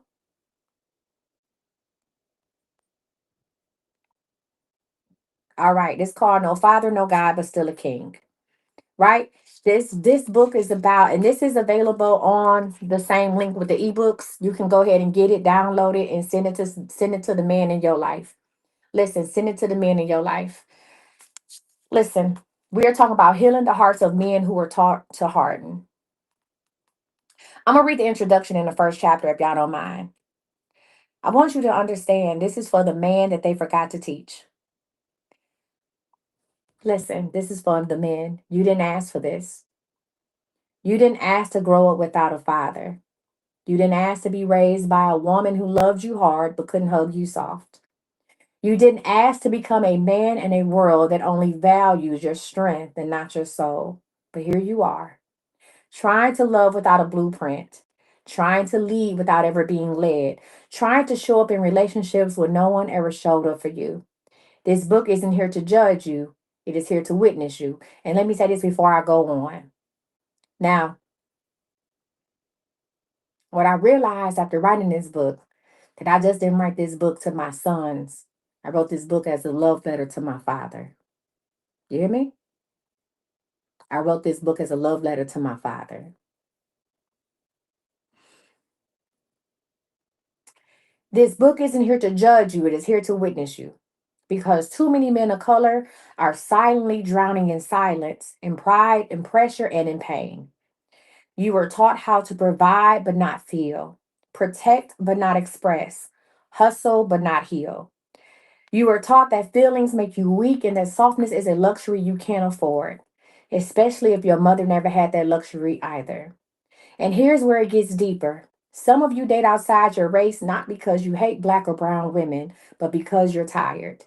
You've been starved of nurturing for so long that you chase softness anywhere it shows up. You're drawn to women who were raised to be delicate, adored, and protected because deep down, you don't just want love, you want relief. But the truth is, the woman you resent might look like the woman who raised you. And that resemblance brings up everything you never healed. You're triggered by the tone, the independence, the refusal to beg. You take her strength as a threat, not realizing she's tired too. You say she's too masculine, but you forgot she had to be because your father wasn't there for her either. You may have internalized a quiet blame, but somehow your mother's mouth drove your father away. That if she had been more submissive, more patient, more soft, maybe he would have stayed. And now you withhold commitment from women who remind you of her, not realizing you're repeating the very abandonment that broke you. But here's the truth, King. You're not broken, you just were never fathered. And you've never been given permission to be vulnerable, only valuable. And that ends here. This book is about your rebirth, not a reinvention, but a return to the man you were before the silence, before the armor, before the survival mode. You are still that boy who wanted to be held, still that young man who wanted someone to stay, still that king learning how to carry a crown with a full heart instead of a heavy head. So let's talk. Let's unlearn. let's release, and then let's build. Welcome to the healing. Welcome to the throne. Baby, I almost got choked up reading this. I almost got choked up. Hmm? Baby, I almost got choked up. Huh? As promised, I'm gonna go ahead and give y'all chapter one. Chapter one is fathered by absence. Now, y'all, this is not the book. This is the male companion book to Daddy's Little Girls called No Father, No God, but Still a King. Listen, I'm not finished. Hold on, Boogie. That was just introduction. Let's talk about being fathered by absence. This is for the men. Hmm? You remembered what he smelled like, maybe, or the one photo you had of him on the dresser. You remember watching your mom try to act like she was good without him, and remember trying not to cry when he didn't show up. And even if you don't remember those things exactly, your body does. Because the absence of a father isn't just about who wasn't there, it's about what didn't happen because of it. It's about what you never learned, what you were never shown, what you had to figure out by yourself, or from the streets, or a coach, a rapper, or a friend who didn't know any better than you did. You are fathered by absence, raised by silence, shaped by questions no one ever answered. And whether you admit it out loud or not, the boy in you still aches, still wonders, and still waits. Now, every man is supposed to learn how to love, lead, provide, protect, and feel from another man who teaches him those things. But when that man doesn't show up, you learn through gaps. You learn through defense. You learn through disappointment. You learn don't cry. Nobody's coming. Our black boys learn don't feel. You'll get hurt. We tell our black sons don't trust. It'll never last. And don't ask because you will look weak. So they become a protector without peace, a provider with no presence, a leader who doesn't know how to let anyone follow too closely. They become functional but emotionally unavailable. People call you a good man. You might even call yourself one. You work, you show up for others, you take care of responsibilities, you provide for your kids, maybe even better than he did. But behind closed doors, you're emotionally distant, disconnected, sometimes defensive. Sometimes addicted to sex, weed, alcohol, anger, or isolation. And the wild part is, you don't even know why. Because no one taught you what to do with the pain that doesn't have a name. If you are a mother of a brown or black boy, I'm saying this, I'm asking you this with my whole heart. When I wrote this book, I interviewed 10 men, and I interviewed 5 men who had their fathers, and 5 men whose father was present, and 5 men who was not. I also relied on the things that I saw growing up with my uncles who didn't have a father. I relied on some, then I also compared it to my brother who did have a father growing up. He did have his dad, right? So I'm looking at these things, right? I also looked at the behaviors of my sons who did not have a father due to him being incarcerated or to his choices that led him to incarceration. Because that's what we're not going to do is blame the system because the system may make you do what you had to do, what you wanted to do. But let's talk about surviving. I'm asking you to do this. If you have a son whose father wants to be involved, and the only reason why that father is not involved is because you are hurting, your heart is hurting, I beg and I plead of you, please let that father's child come around. Please let that father have a bond with that father and child have a bond. Please do not let the lack of child support stand in the way of this father wanting to be there for their son, especially their sons. I think all children need both parents, but I'm begging you, I'm pleading with you. You know why I'm asking you that? Not because my mother withheld me from my father, because she didn't. I'm asking you that because of the women and the men that I coach. The women and the men that I coach who understand that they could have had their father around, but their mother was heartbroken because the father didn't want her no more. So she took everybody away. Or the mother who said, is if I got to struggle, we don't need you because you can't put no food on the table. For the woman who equated money with love. Please let the fathers come around. Please let the fathers be involved. Please save your child from being on my end, on my Zoom or my phone in 10 years. Please. Let's talk about how surviving doesn't mean healing. I want you to know, black man, you survived a lot. Growing up without a father, that's trauma. Watching your mother grind every day, her voice hard and her hugs rare, trauma. Being expected to man up when you were still a child, more trauma. But nobody calls it that. They just say you're independent. They just say you're strong. They just say you've made it. But strength without softness is just a shield. And being independent is the same as being healed. Survival makes you cold. It makes you guarded. It makes you avoidant. It makes you build relationships where you always keep one foot out the door just in case. Because if your own father didn't stay, who else can you trust? Now I'm gonna address this. You said it's hard when the fathers want the mothers instead of the children. Here's the deal. I talked about this earlier. I'm not telling you to go out here and put yourself on a platter in order for him to be involved with the children. But a man's relationship, I don't care if they're a good dad, poor dad, whatever. A man's relationship with the child and how a man feels about his seed is based with the mother. It's based with the mother. It's based on how they feel about the mother. You understand me? Now, should it be like that? Absolutely not. But you have to understand that a man chooses to love a child, where a mother has that that child grew inside your belly. That child is a part of you. You understand what I'm saying? That man has to make a choice. He has to his bond with that child. He has to see things about him in that child. He has to be able to look in that child. You understand what I'm saying? He has to be able to connect with that child through other things other than that child being in his body. Other he doesn't have that. He doesn't have that. So when you have children with a man that you barely know, we got to do better. When you have children with a man that you barely know, or when you have a child with a man who said they didn't want a child to begin with, now how it happened, shoulda, coulda, woulda's never paid the bills, then it makes it that much harder to get that connection. Hmm? Huh?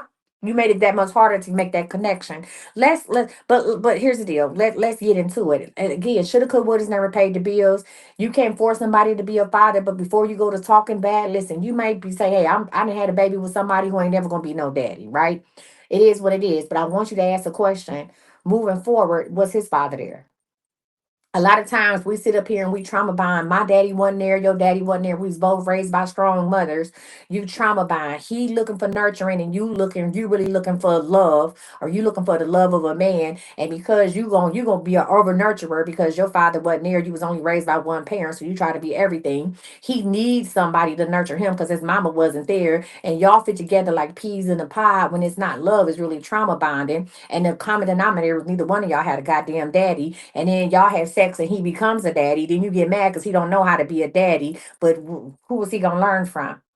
And then you do what you saw growing up, you repeat the pattern and become the mother and the father, and now you either treat him like a child or you push him out altogether, because who has time to parent two people? And it becomes a nasty cycle, a very nasty cycle. And then you raise your son, instead of you being a parent, a mother, mothering your children, nurturing your children, you raise your son to become the man that his father wasn't, at the whole time talking bad about his father. So the only idea that he has of what a father is supposed to be is negative stuff. So now your son either is going to grow up to be like his dad, or he's going to grow up to overcompensate for what his daddy didn't do. And at the same time, nobody addressed how he was feeling.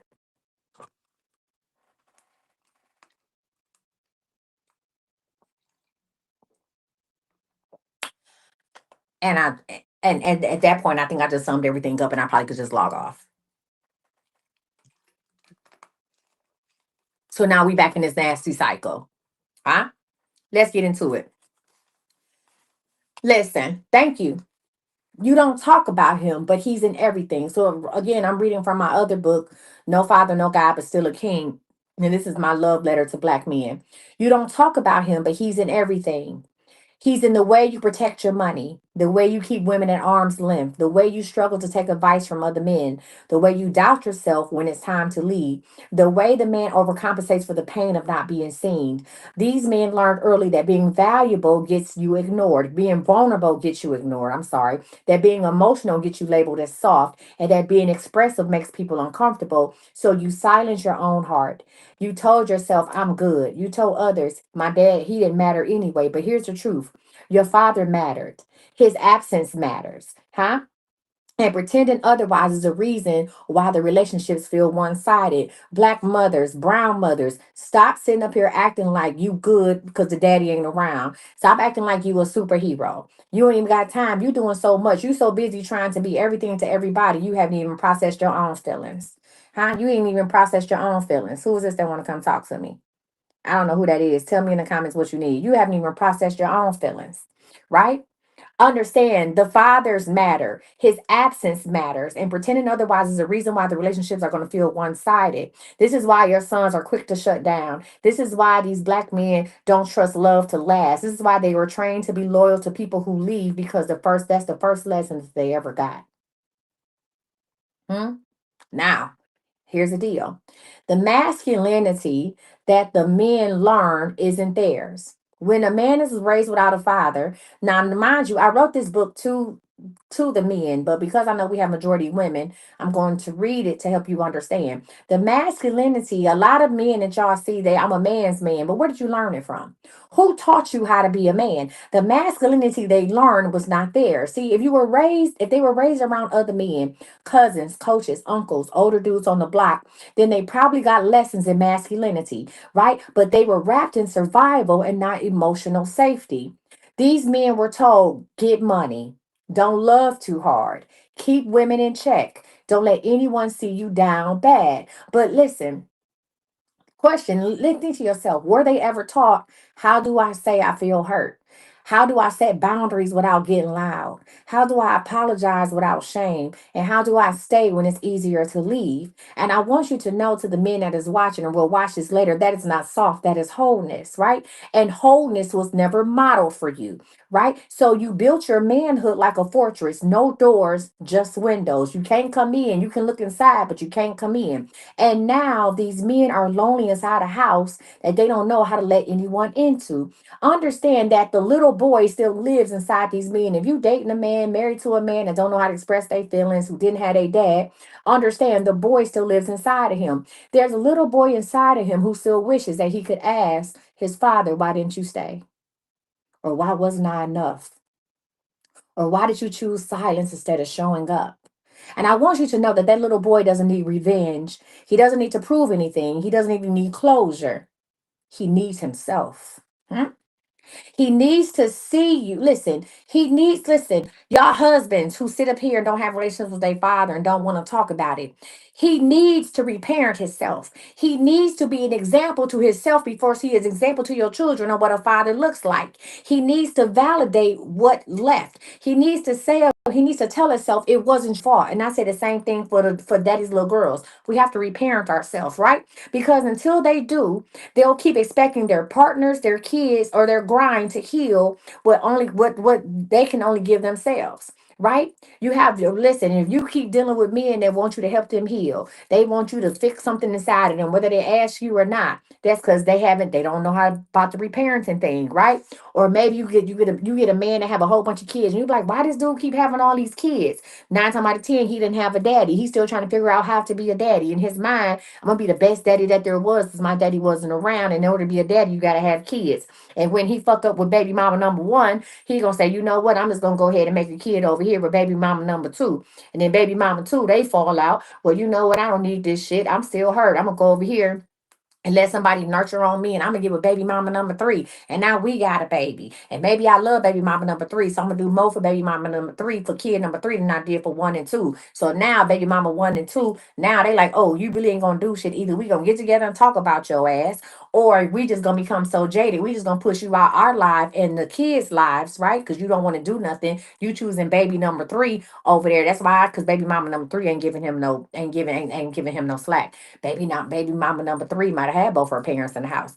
Baby mama number three, come on, somebody, baby number three, man, she may not nag and do the stuff. She may not complain. It's not that he's giving more financially. Listen, it's not that he's giving more financially. It's just he's over there because he's not listen, baby mama number three don't remind him of the masculine mother that raised him, but one and two do.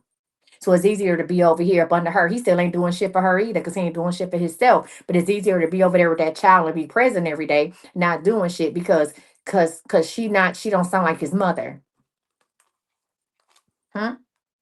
I want you to know you are not alone. You are just unspoken for. I want you to know, if you are watching this as a man, there are thousands, maybe millions of men just like you.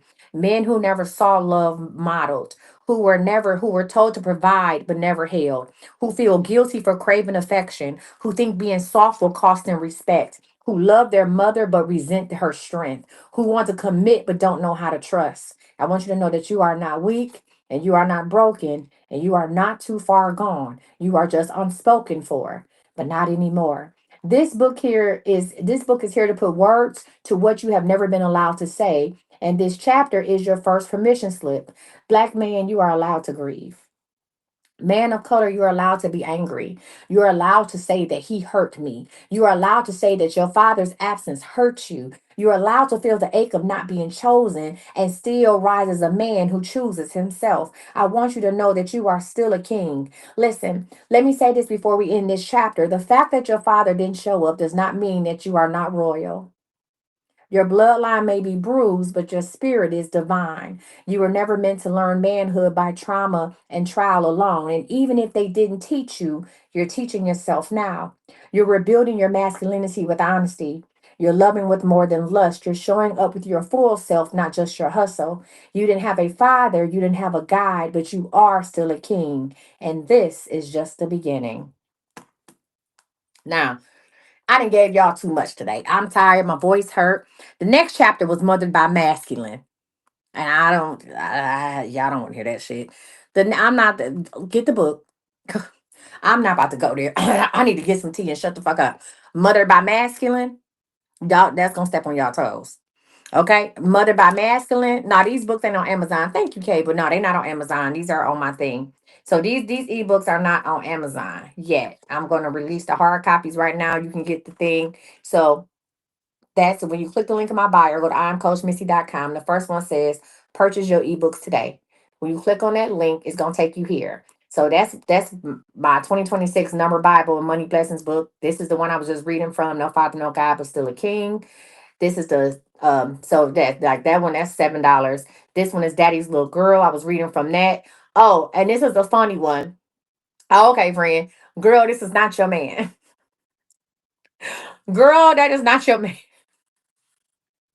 Now I can't give y'all everything today. That's another one. Now that's funny as fuck. Girl, that is not your man. Now I know we've been pulling on the heartstrings and shit today. But girl, that is not your man. That is Coach Misty at her finest. Okay? Girl, that is not your man.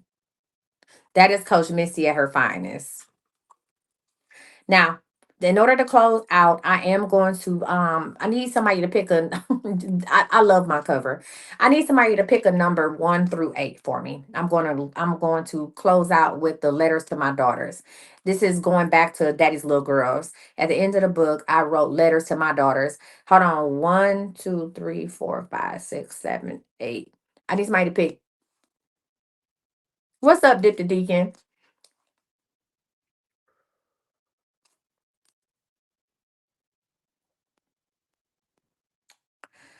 Um, I'ma do Um, I'm gonna do this one. I ain't even see nobody pick this one, but I want to read this one. Because I know a lot of y'all just came across me today. Um, First of all, I'm gonna read two of them. I'm gonna read 1 and 2. I want to say this. The first one is called "The Legacy You Carry." A lot of y'all may not. I may not never see you again, but here's the deal. If I never see you again, I hope I helped you today. You hear me? If I never see you again, I enjoy it right now. If we never meet again, just know I enjoyed you today. All right. I'm gonna read. The first one is the legacy you carry. For all my women who are healed, right?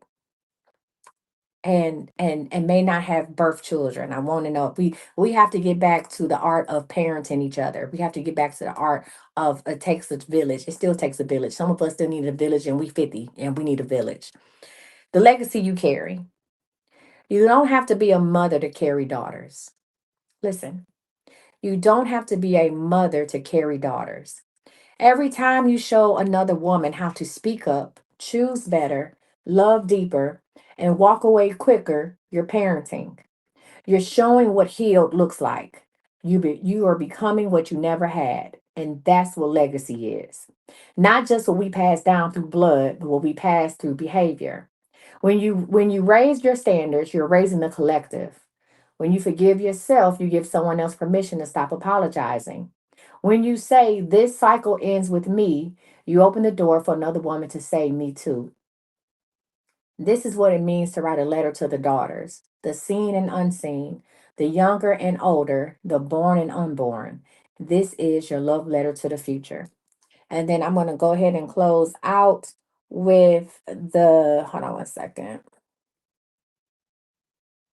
I'm going to go ahead and close out with to the daughter I may never meet.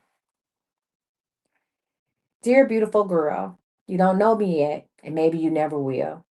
But I wrote this book with you in mind. I carried your spirit through every chapter. I asked myself, what would I have needed to hear when I was hurting? And then I make sure to write it. So whether you are my niece, my student, my goddaughter, my mentee, or a stranger scrolling through, this is for you. I want you to know that your story doesn't have to begin or end with abandonment. Yes, your father may have left. Yes, love may hurt. Yes, you may feel alone sometimes, but you are not broken. You are not forgotten, and you are not too late. You are the continuation of my healing and the evidence that transformation is real. I've cried tears you'll never have to cry. I've learned lessons you don't need to repeat. I walk through fire so you can walk in peace. That's the work of every healed woman. We build bridges we may never cross ourselves. The end.